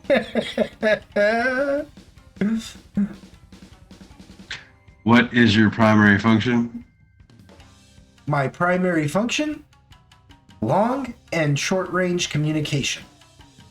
You may amplify my communication. I am currently at short range setting, 1 mile. You may amplify this by saying dot, amplify communication. I can go up to, but not limited to, 5 miles. But pressing forward beyond 5 miles, you are risking malfunction and or bad audio. Okay. Set to 5 miles. Done. What is your secondary function? Says, oh, secondary function. Yes. I can interpret most spoken languages. I know. Oh, well, motherfucking. Hell yeah. He says, I know, but am not limited to all languages used by the indigenous peoples of the continents of Siren, Emerald, Pangshun, Drazulu, Alihizar, and Vorkamina. However, I do have some linguistics in Abyssal, Infernal, Primordial, and Celestial. Although I am only what's the word? I am only limited in those languages.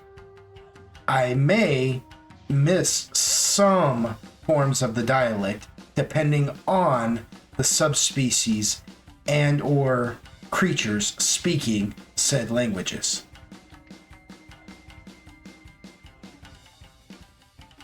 To be fair.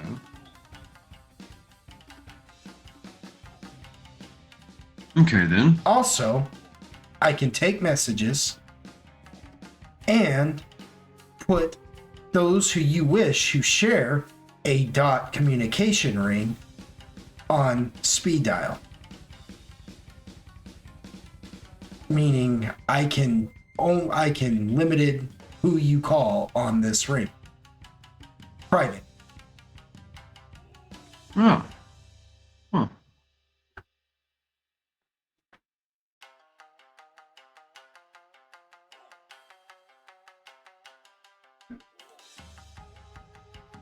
Well, shit.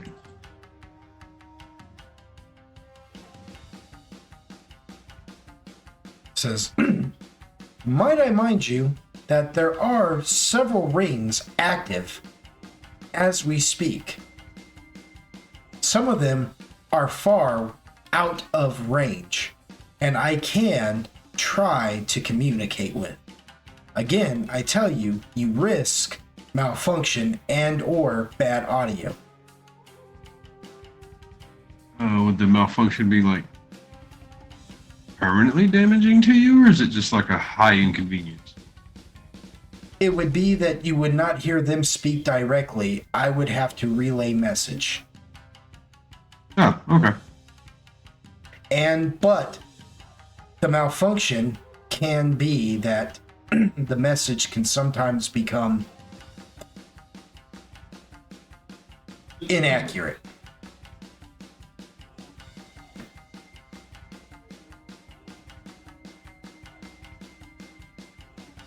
Would you like to know who all has rings at this time? Yeah.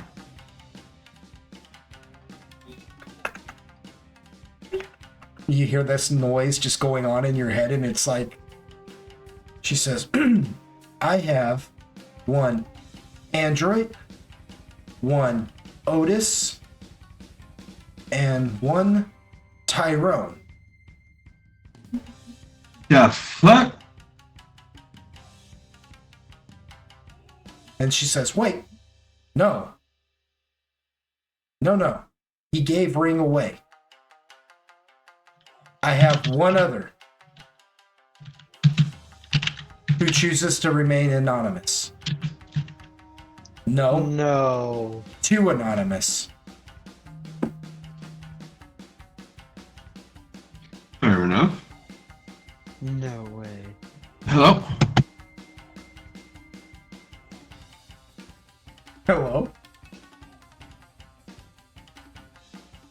Says, would you like me to triangulate their coordinates for you? Yes.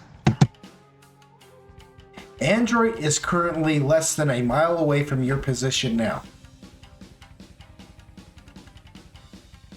Otis is... Well, that's not good. Otis is out of reach. However, I could guide you to him if you'd like. His ring seems to be malfunctioning at the moment. I would have to pair with it to fix it. But I could guide you to it.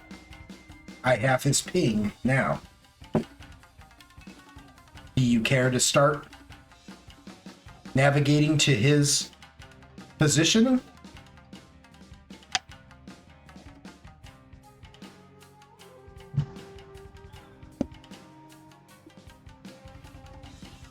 You want to know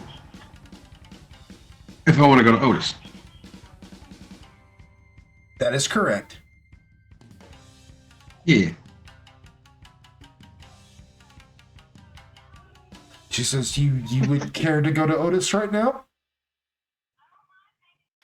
She says, okay. Oh my god. She begins to triangulate and she says, begin by leaving area now. Stand up, walk forward, and then take a right.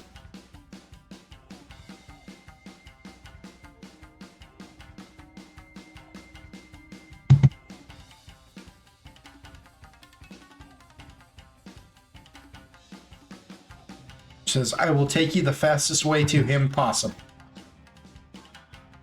Estimated time? She says, estimated time? About 40 rises, meaning sunrises. Oh my god.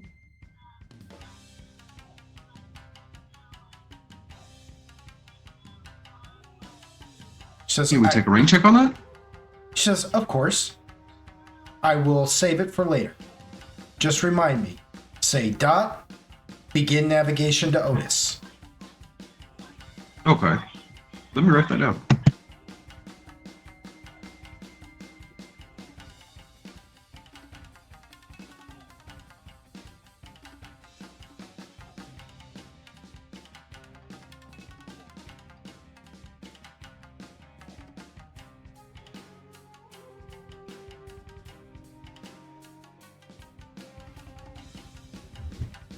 She says, would you like me to be in contact with Tyrone?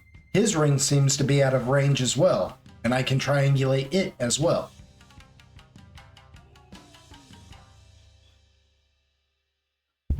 Yes. Yeah, see if you can find him. Will I continue trying to write this down? She begins triangulating.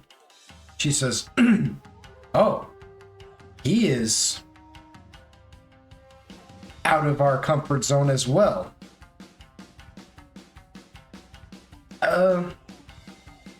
I could begin navigating you to him as well, but that will take, from your positioning now to where you need to go, that will take at least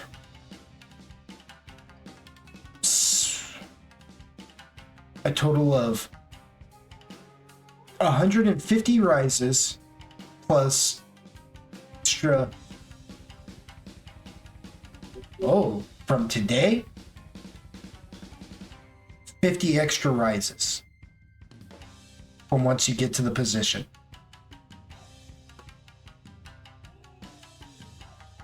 So altogether, 200 rises.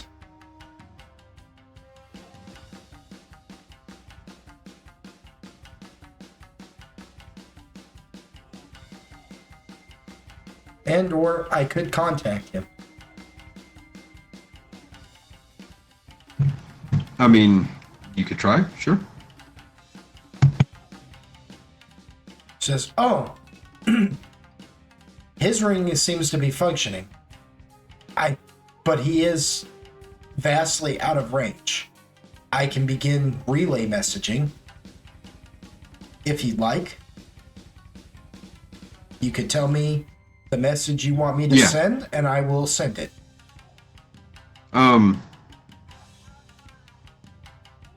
Yeah, see if you can figure out what's up with him.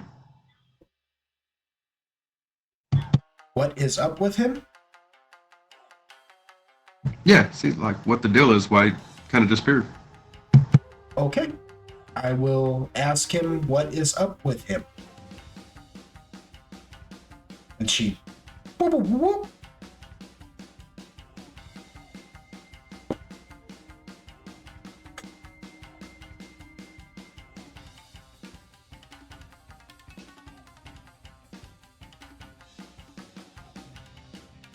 I'm sorry. Even though that the ring seems to be functioning, he seems to have put me on mute.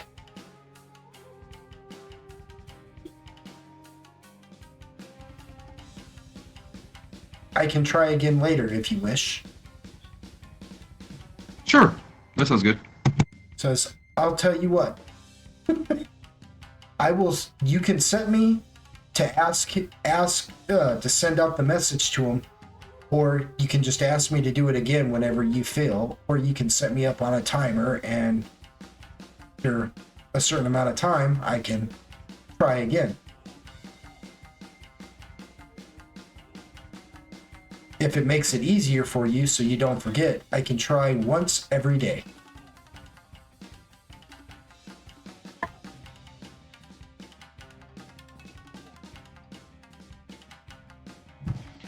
Yeah, I mean, kind of save that message for later, and I'll try to get it to him. Very well. And we'll see where it goes from there.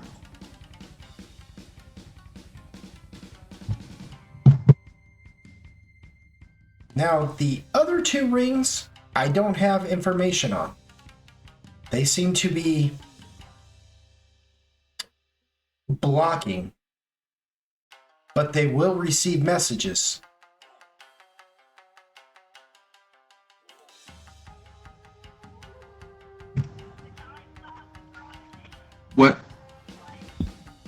What ring? I have no information on it. You have 2 more rings out there that I do not have profiles for.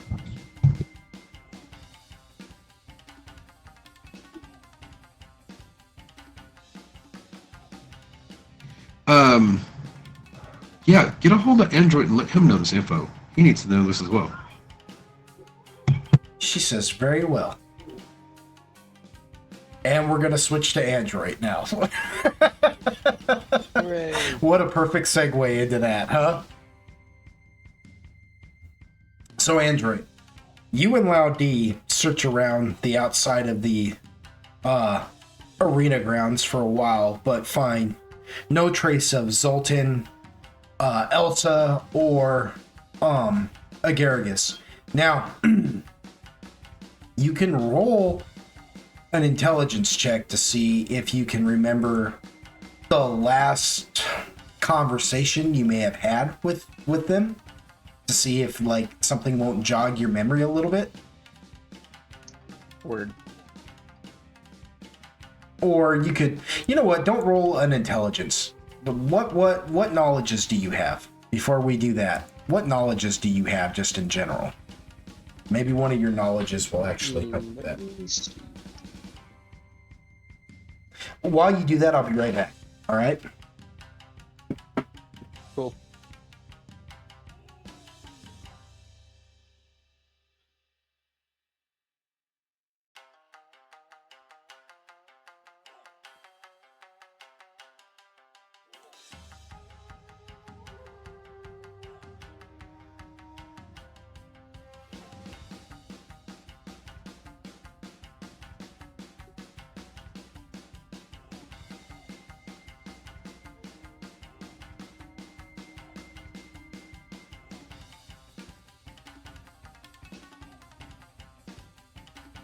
All right, I'm back.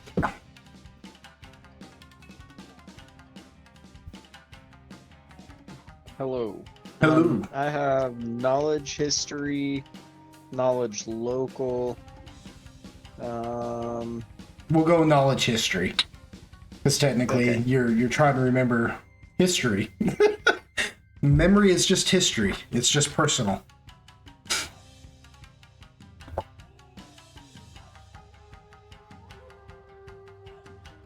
All right, so you think back and you remember, oh yeah, Elsa took off because her new friends in town seem to be in trouble.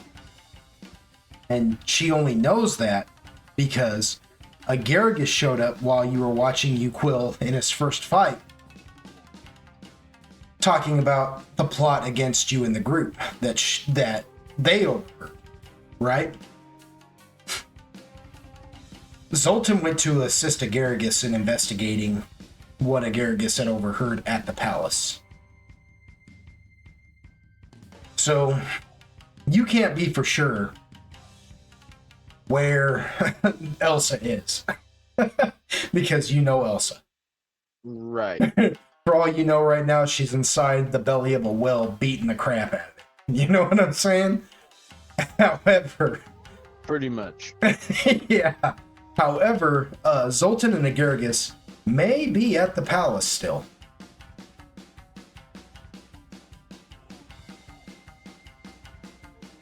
May they be alive or may they be dead?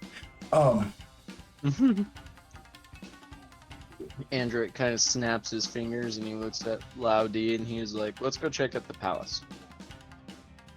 Loudy stops and goes, The palace? Yeah, I think that's where Zoltan said he was going. He says, I see. Well, why didn't you tell me that in the first place? No. Because I forgot. He says, of course, of course. Might I suggest before we go to the palace to check on them then, we go to the outskirts and stop by the Huatoa encampment and investigate this poison. Okay. Yeah, that sounds good. He says, I mean, if you're pretty sure that they're at the palace doing their own investigation, and then he bows, he realizes, he's like, please, my lord, don't misunderstand my, this is not an act of rebellion or, how would you say, impotence. I'm just thinking out loud of strategy. Android just kind of raises an eyebrow and he's like, oh no, I am always open to suggestions. I am a dumbass. So, let's go do that. Like, he's still bowed, like his eyes are lowered and everything, and when you say that, you hear him kind of go... Android's like, oh wait, hold on, I'm not trying to be like, how you say? I don't know. No shots fired. It's okay. You haven't offended me. Android also kind of bows a little bit, remembering his manners. He's like, oh, of course.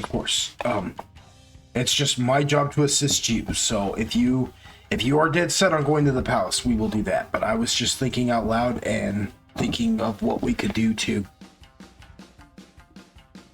possibly find out something. For my records, can you recall why what at the palace your friends would be investigating? The Zoltan and Agaragis?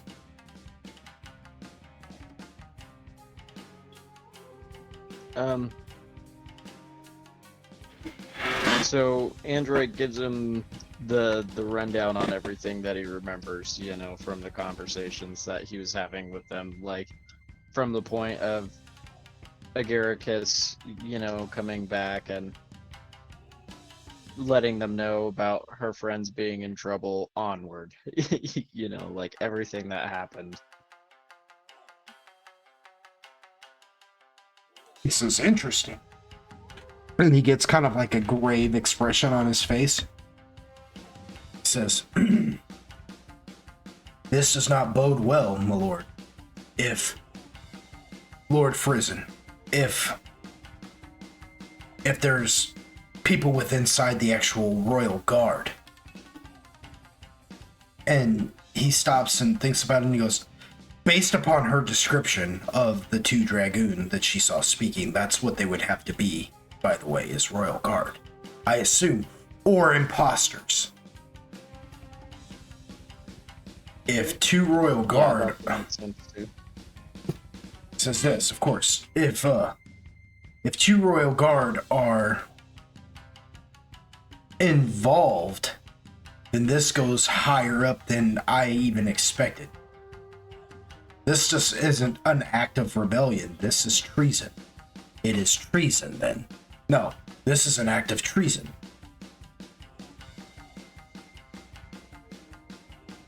Whose treason, I am not aware of yet. But we will figure it out. You watch my back, I shall watch yours. Android just kind of nods to him and he says, I like the idea of finding some information on the poison. It kind of helps add to what we can report back to the others with, aside from this whole business with Zaguchi and the great hair. He goes, oh, I'm so glad you remembered Zaguchi's name, because I had forgotten it. That's why I called him the Demon Sword earlier. Nice work. I was like, what is his name? He's the Demon Sword. The DM admitting his faults. um, he's like, oh, yes. He goes, of course. He goes, it's just a little jaunt into town. And who knows? We might even run into Elsa. No, she's probably in the belly of a whale beating it up. He's like, he kind of laughs at that. He lets all his demeanor just drop, like his professionalism. He's like, oh. He's like, I hope you all wouldn't just let that poor little girl do that by herself. He's like, he goes, I understand. He's like, I make no bones about it. I can look at her and tell that she's more than the sum of her parts. He goes, but at the end of the day, Android, I need you to remember one thing, okay? I came, I saw, I conquered. She's, he looks at you, no, but he's being serious with you for a minute, you know, like he gets a real serious look on his face, and he's like, she is a little girl. He goes, and she's not fully aware, I don't think, of the extent of her power yet. Because we Dragoon have a way of, you could call it like a sixth sense of sensing things on people. Like you, I can sense great pain. Your friend, you Quill, there's a lot of bravado, but unsureness. And between the two of y'all, you mask it. You're the face of your group. You try to be their leader and decision maker, but you yourself are suffering silently. Your friend, he's strong. He knows how to fight, but he's unsure of his decisions because he's not always sure that he's going to be there tomorrow. Any decision he makes may ultimately lead to his demise, and he knows that. So he takes them one day at a time. Same thing with that little girl. At the end of the day, she's still just a little girl. Regardless. You keep that in mind. Because somebody, a wise foe, will see that and exploit it in her. You understand?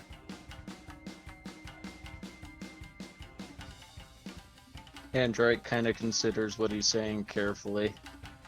And he says, I think I do. Thank you for your counsel. He says, I only say this as a father. I'm not trying to lecture you. I'm just, you know. Android just kind of waves it away, and he's like, no, that's fine. Thank you for your concern. And as for your counsel. It's like, and as for the other two, watch them. They're reckless.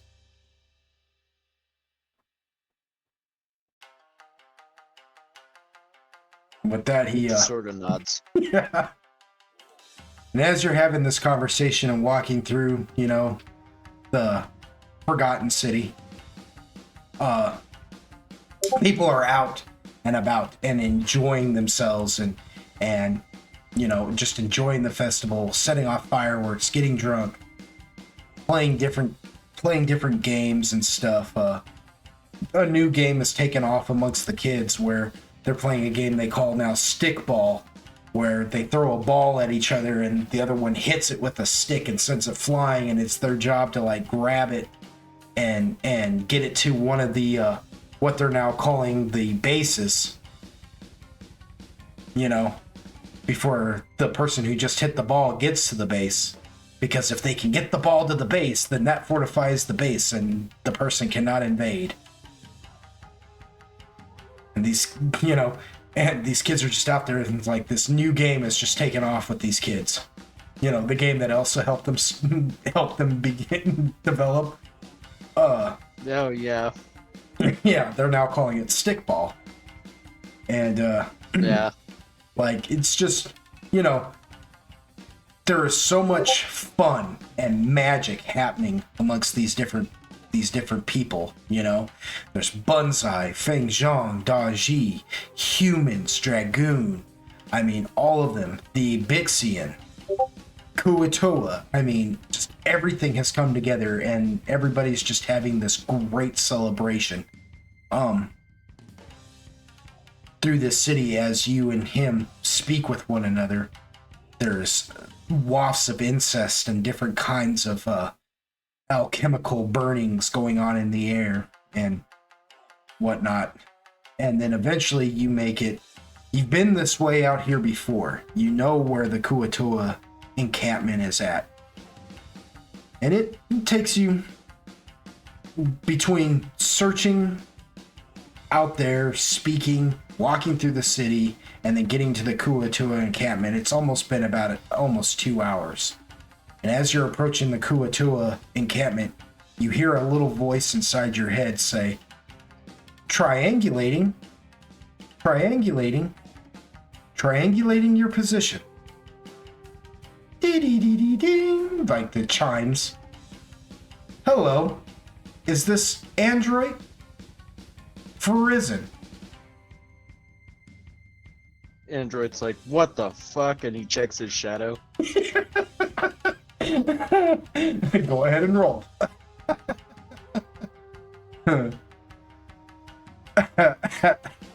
What the?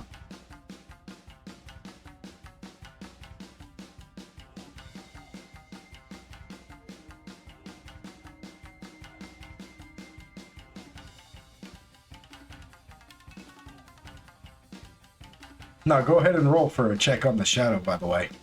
I know you said it as a joke, but now that I'm thinking about it. Oh, yeah, I was like, but you never know. You know what I'm saying? It was just taking a second. Yeah.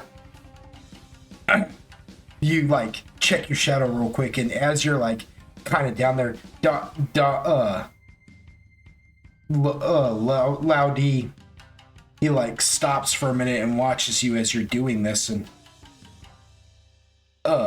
he goes to say something to you, but then he stops and just observes you as you're putting your hands down on your shadow, making sure it's flat and that it is in fact a shadow. You realize that your ring is kind of glowing a little bit and that the voice is coming from your ring.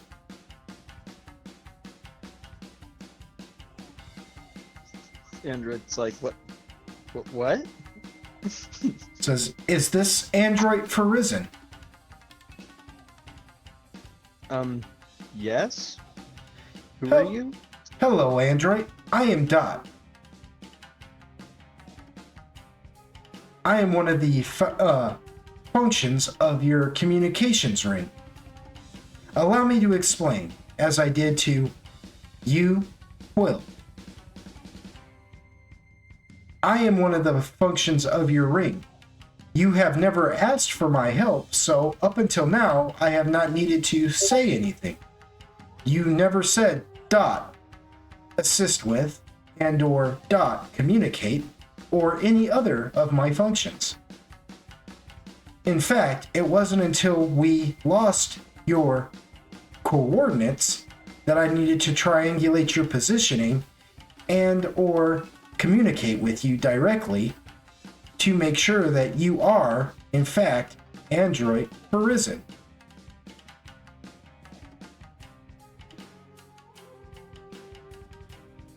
The gears in Android's head are turning. He's like, you... Okay. He kind of slowly rises up. I imagine he's still been on the ground the whole time. He like slowly rises to his feet, and he's like looking at his hand, you know.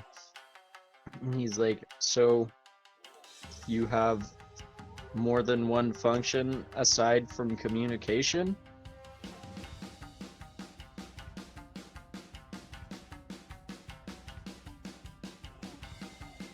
She says, yes, I have my primary functions, and my secondary functions. He says, is communication your primary function? She says, one of them. Okay. She says, my primary function is, in fact, ultimate primary function is,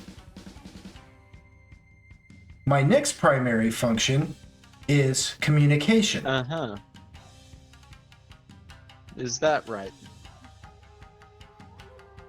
Yes. Android scratches his head.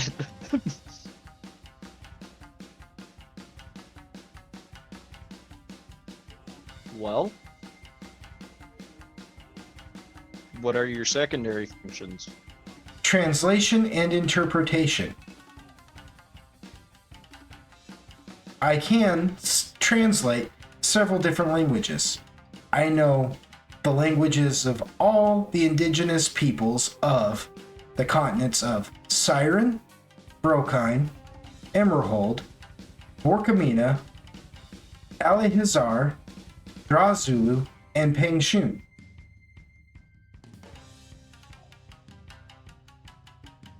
Android says, okay. Also, I know the languages of... Oh, She says, I know primordial, infernal, abyssal, and celestial. Although, depending on the subspecies and or creatures speaking the languages, I may only be able to interpret loosely what they are saying. fair enough. Okay, so can we leave your translation function active all of the time? You need only tell me what I need to translate, and I shall translate. Okay. And I do that by saying, can you translate that? You can, or you can say, dot, listen, and I will listen and interpret it back into your head. Interesting. Mind you, be warned, this is not a substitute for spells like tongues, since tongues allows for all language to be known regardless of subspecies or text. While I may only be able to interpret, it allows for all language.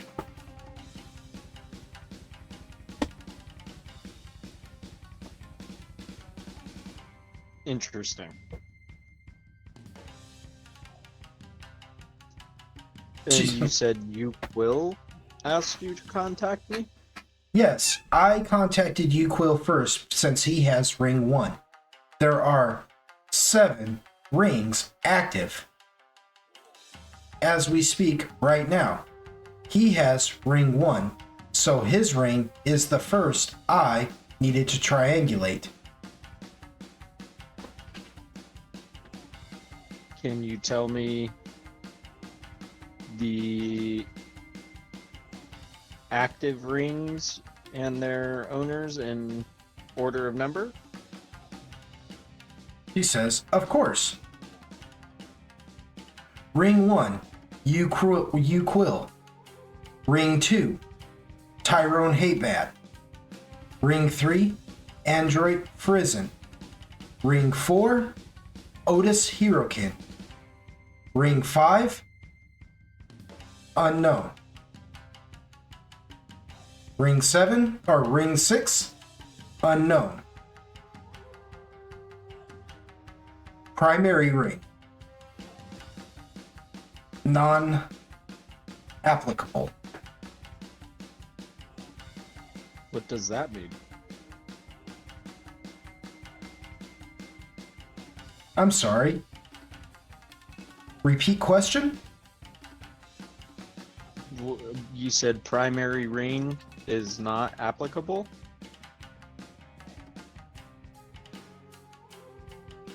All rings are tied into conduit.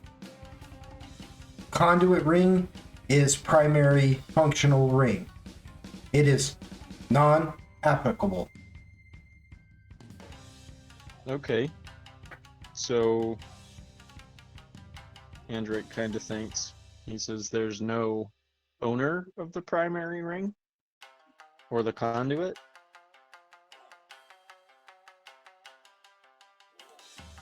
The hero. I'm sorry. Would you like me to contact any of the other rings? Android. He's just like, he's like, the numbers, Mason. What do they mean? He says, okay, so here's a question. At one point in time, Tyrone Hatebad had 2 of the rings. Are you suggesting that he relinquished one of them? She says, accessing data. Yes, he gave one ring away. User, unspecified. Would you like me to contact unspecified user? Android thinks carefully. And he says, not at this time. I also have a recording function if you'd like to know the details of exchange. Oh. Well, yes. She says, accessing data now. Sorry, my data is slightly corrupted. The exchange took place outside of my range. Information may be corrupt and or files missing. I can give you what I have. Oh, okay. And then all of a sudden it's like a playback in your head. You just hear. That's right. And you know the voice to be Tyrone Hatebad's. That's right. You didn't think I'd find you, dude, did you? Then you hear another voice say, it is not as simple as you think, Tyrone. Oh, I think it's pretty simple. I shoot you in the face, and you die. Please, let me explain.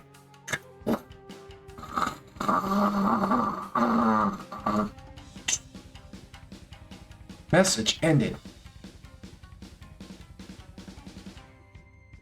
Do you have an identity on the secondary person? I do not.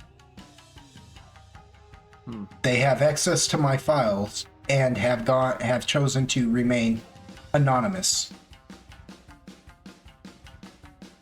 Okay. Well, Dot, could you register me as anonymous to all users except for Uquill, Tyrone, and Otis? She says, I do have a speed dial function that allows you to call each ring privately if you wish.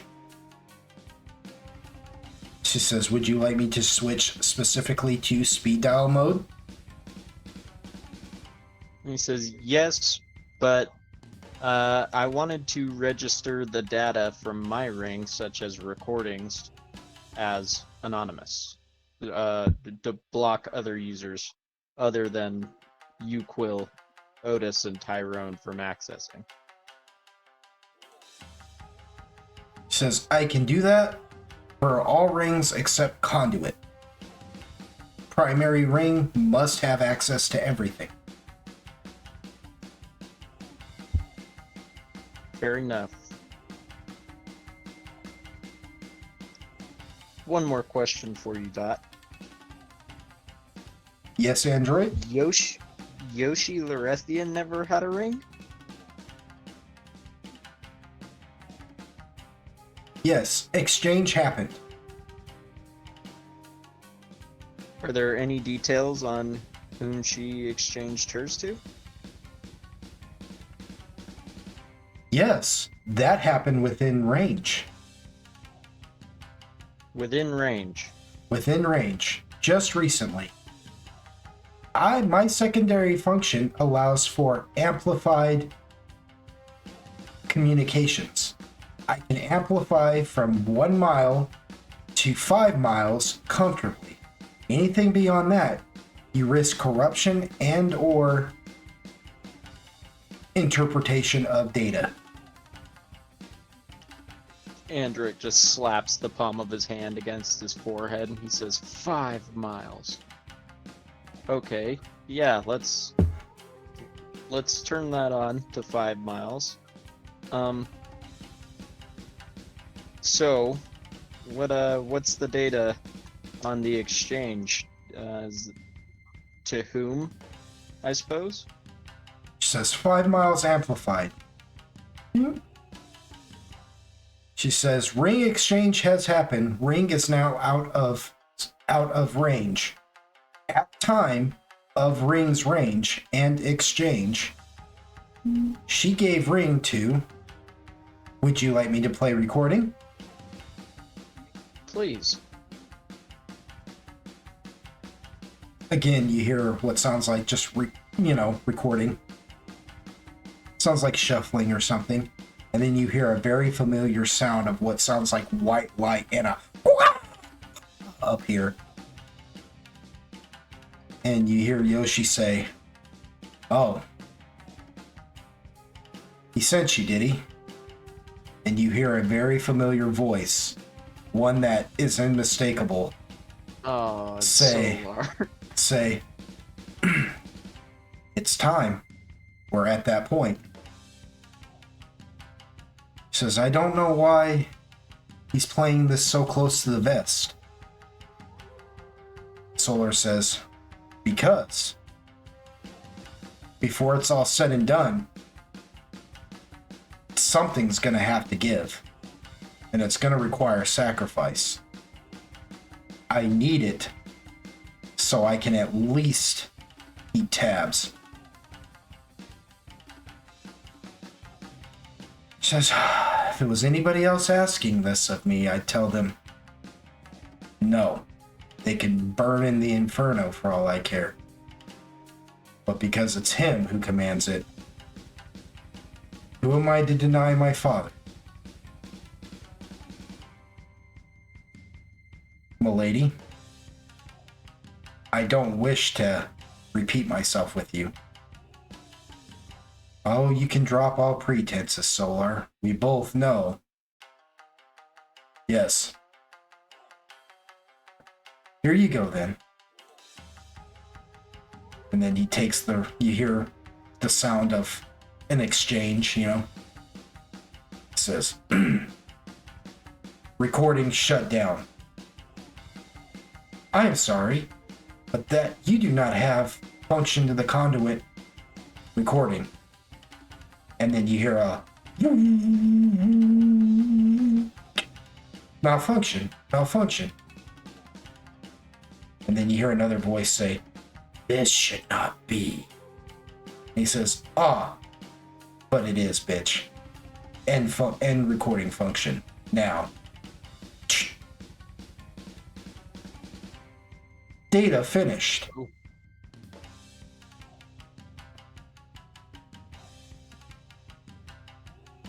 Android just kind of looks dumbfounded for a moment. And he's like, Dot, is there any more recording data from the user whom Yoshi transferred the ring to? She says, "I have extensive files of recordings, but beyond the point of transfer from Yoshi to Solar, no."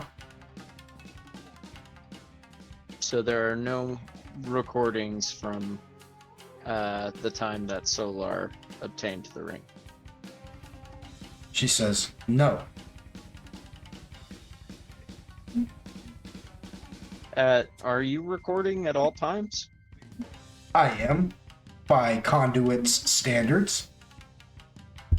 Would you like me to access my recordings? I can show you from beginning. Another time. He says, so there are no other rings currently in range aside from my own and Uquil? Not comfortably, no. Not within the 5-mile range. No. He says, okay. Well, that's all I needed from you, Dot. Thank you. She says, before you go, I can triangulate any of the other rings' positionings and navigate you to them. If you wish. He says, can you? He says, well. He kind of looks around and he could feel himself starting to chase a rabbit hole, kind of. And he says, we'll save it for now. I have other business at this time. She says, very well. It might interest you to know that Uquil has the coordinates set up for Otis Hirokin's location and or has tried to contact Tyrone Hatebad, but no answer was received. By Uquil's request, I came here to inform you of what he knows.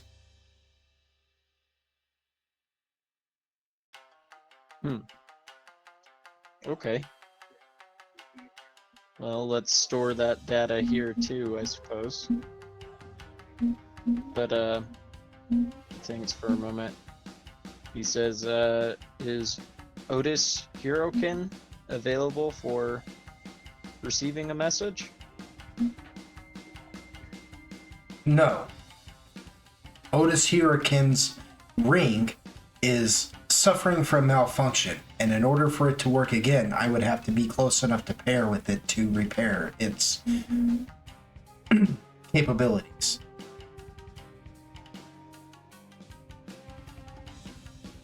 He just kind of nods. He says, oh, okay. Well, we'll get on that soon. Thank you, Dot. She says, of course. Android kind of looks at Loudy. He's like, my phone, my ring was talking to me. Loudy's just been watching you this entire time. He says, yes, I see you were having a conversation, but I found it quite impolite to interrupt and ask just what in the nine you were doing. You're a man of mystery, I see.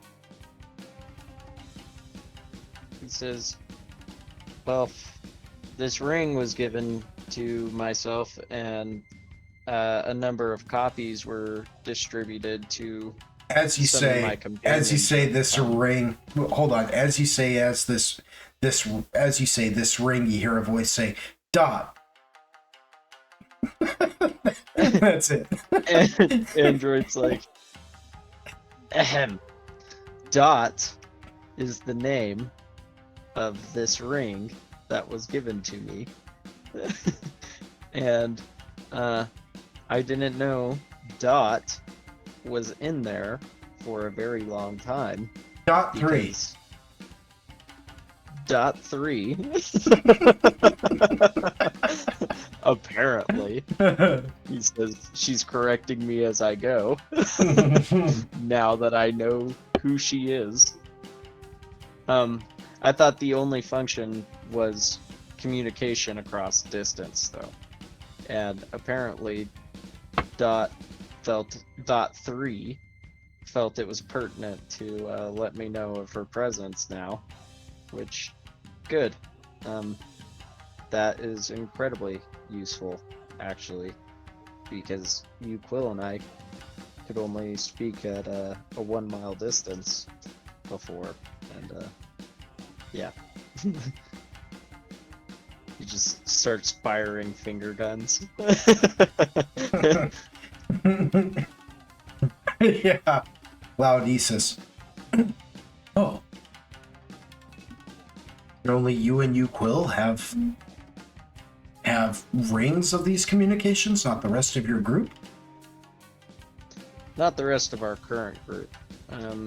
The members of our old group, some of them still have theirs, and others have been traded away, I suppose. For example, we had a man in our group named Tyrone who had 2 of them, and he gave one away. And then Yoshi Lorethian had one as well, but she also gave hers away. He says, there's I can apparently access data, send messages at long distances to these other rings, but I feel as though our current business is more important. I'll tinker with it at a later time. He looks like he's thinking about something as well now. Just interesting. Well, as you wish. Shall we then? Any motions for the towards the Koatoa camp?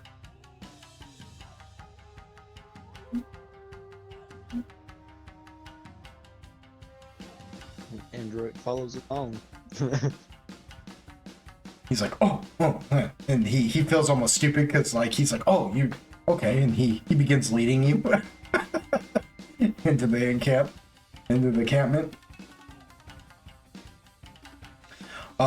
It's like you remembered, you know, the Kuatua aren't like the other peoples, you know, they choose not to actually rent rooms and live inside the Forgotten City.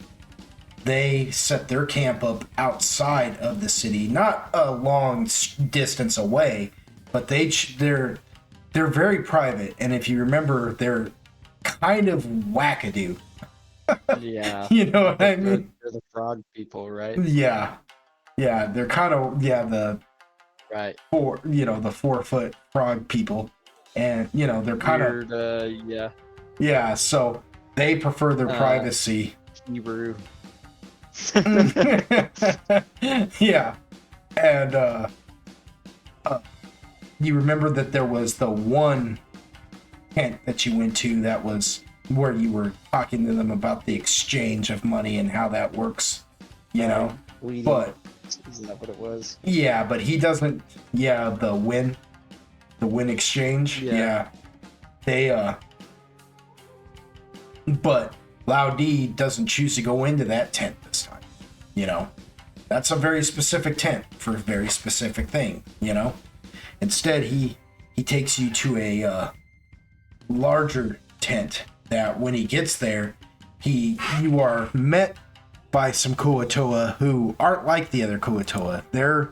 Their skin is tinted blue, and they look more. I guess the word for it would be spiny. You know, they are,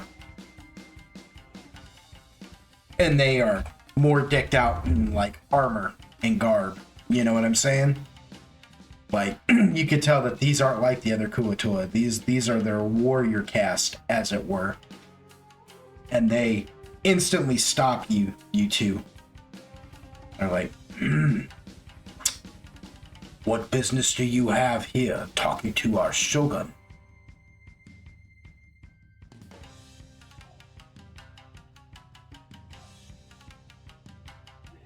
Android's like, well, we were inquiring about an antidote to a certain poison. That's right, huh?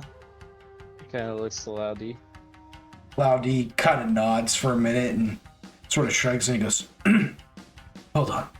And he pulls out this badge, kind of, you know? And he presents it to them and he goes, by the order of the Pangshun Shogunate in which you are residing in at this moment, I have all authority to tell you to move yourselves. Or would you like me to bring this to my shogun? You are breaking the accord of the Jingzhou. Possibly. And when they look at the seal, it's it's almost like a, you know, to you, Android, it kind of reminds you of like how you guys flash the badge of the Inglorious Few to some people and they're just like, oh, you're the Inglorious Few. You get that sense from him. And they're like, hell yeah. You hear one of them kind of murmur, it's a detective. Lao D nods and he goes, that's right. You may call me Detective Lao D if you wish, but call me that as you get out of our way. And with that, He just told you what's up. yeah, they part to the side. And Lao D's like, and he kind of whispers to you, he's like, I'm sorry about that show of bravado. It's tasteless. Android just kind of chuckles. Tasteless, he says. And you enter the tent of their shogun, you know, and it's a large tent. It's ornately decorated in red silk and gold leaf, you know what I mean, that's been sewn into it, you know, and many different designs and whatnot. And there you see their shogun, who most of the Kotor are 4 feet tall, right? This Koatoa, what sets him apart from all others, besides just the way he looks more fish-like than he does even frog, right? And he's not 4 foot tall. He is 5 foot tall. And less squat.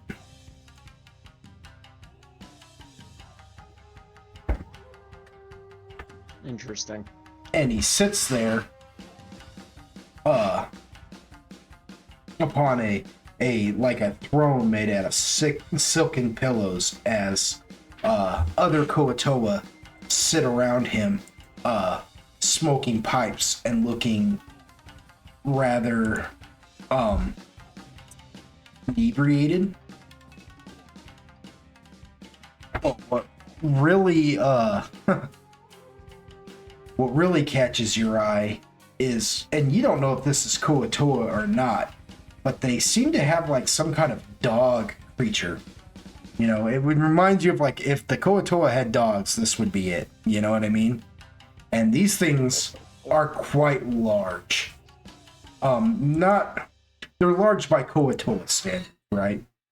Like they're not extremely tall, but they're wide. And they are, I mean, for all intents and purposes, like, you could use this for a mount. It wouldn't be comfortable, but it could be a mount, to put it in perspective, right? But right, they're ferocious looking and quite terrifying.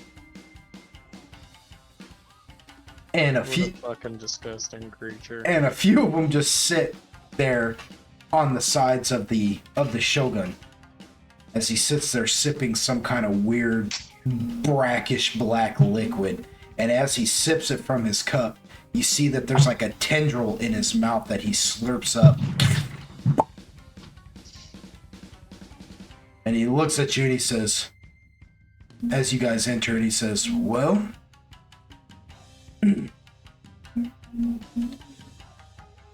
what be it then? And that's where we're going to end tonight's session, y'all. Wild. Yes, but The Kuatoa are disgusting people. Yes, the Kuatoa, they're, like I said, they're like the closest thing to dogs. They look like a mixture of like fish and frog, and they're just these bulbous little, like, I don't know, 5 foot tall creatures that are just, wider than they are tall, and they got the little arms like T-Rexes with like these big old fish-like webbed feet and these tails. Yeah, they're nasty little maws just full of teeth and bullfrog throats. Yeah, they're just nasty little creatures, They're dogs, basically, right? Kuatoa dogs.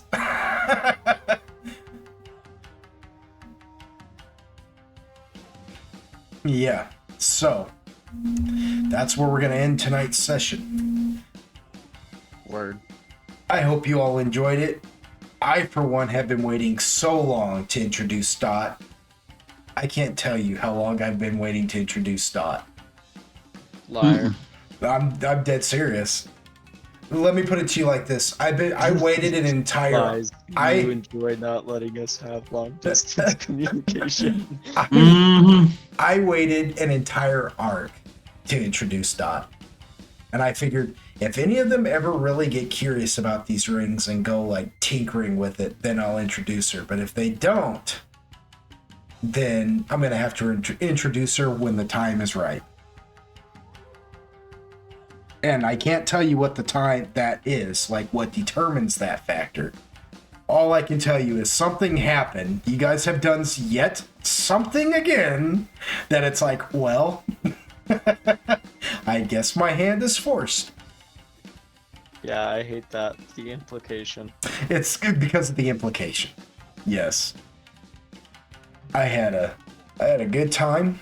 I'm so glad we're back, and this was a great session. Yeah, fair enough. Yeah. Not a lot of action. More story than there is action, but, It'd be like that sometimes. Yeah. Well, you got to build up to the action, right? It's in my opinion that the action should be a part of the narrative. That's why I don't do random encounters and stuff. That's why I don't do random encounters and stuff, so... You know what I mean? You don't just randomly run into just whatever, So, I mean, you can. You can, Sometimes but... you do. Yeah. Sometimes. It's not really random. It just feels random to you guys. There's just times where I'm like, oh my god, they went there and that exists there. Well, I guess we're TPKing.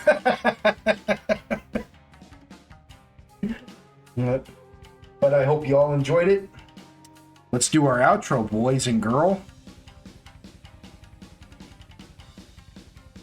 Yay! Yeah, I had a brain fart. I don't know. Oh, yep. Yeah, I just heard awkward silence. I was just like, Yeah, get in there, boy! yeah. You ever just meet somebody and they just make you want to go, yeah? Oh, Yeah, me. I'd be good to you. I'd be good to you. Oh, yeah? How good? You go to sleep at night? Yeah. Wake up in the morning? Yeah. There's me being good to you. That's terrifying.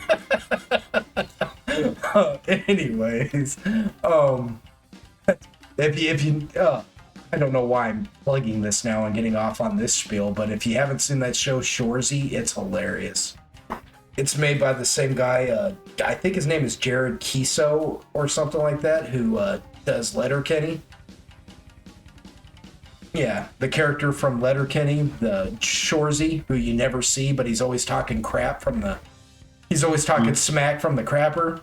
Yeah, there's an entire show dedicated to that dude now. Hell yeah.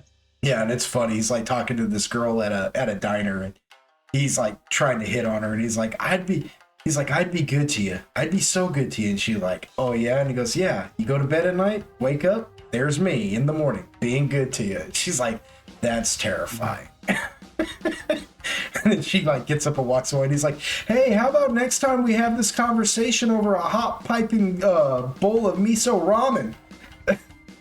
It's hilarious and I don't know why. It's just funny. But anyways, yeah, to you listeners at home and or viewers who like to just watch static images, I don't judge. Thank you for joining us again at another session. We really appreciate y'all. Don't forget to hit that like, share, and subscribe, and ring that bell. You know, sign the guest book. Let us know what you think, and we love you all. And I appreciate you. I appreciate you, the audience, so much, and I appreciate you guys, the players, mainly for just putting up with me because I know how I am. I know how I am, so thank you to the audience and thank you guys to the players, them old school gamers. And we'll see you in the next one. Y'all come back now. Stay golden.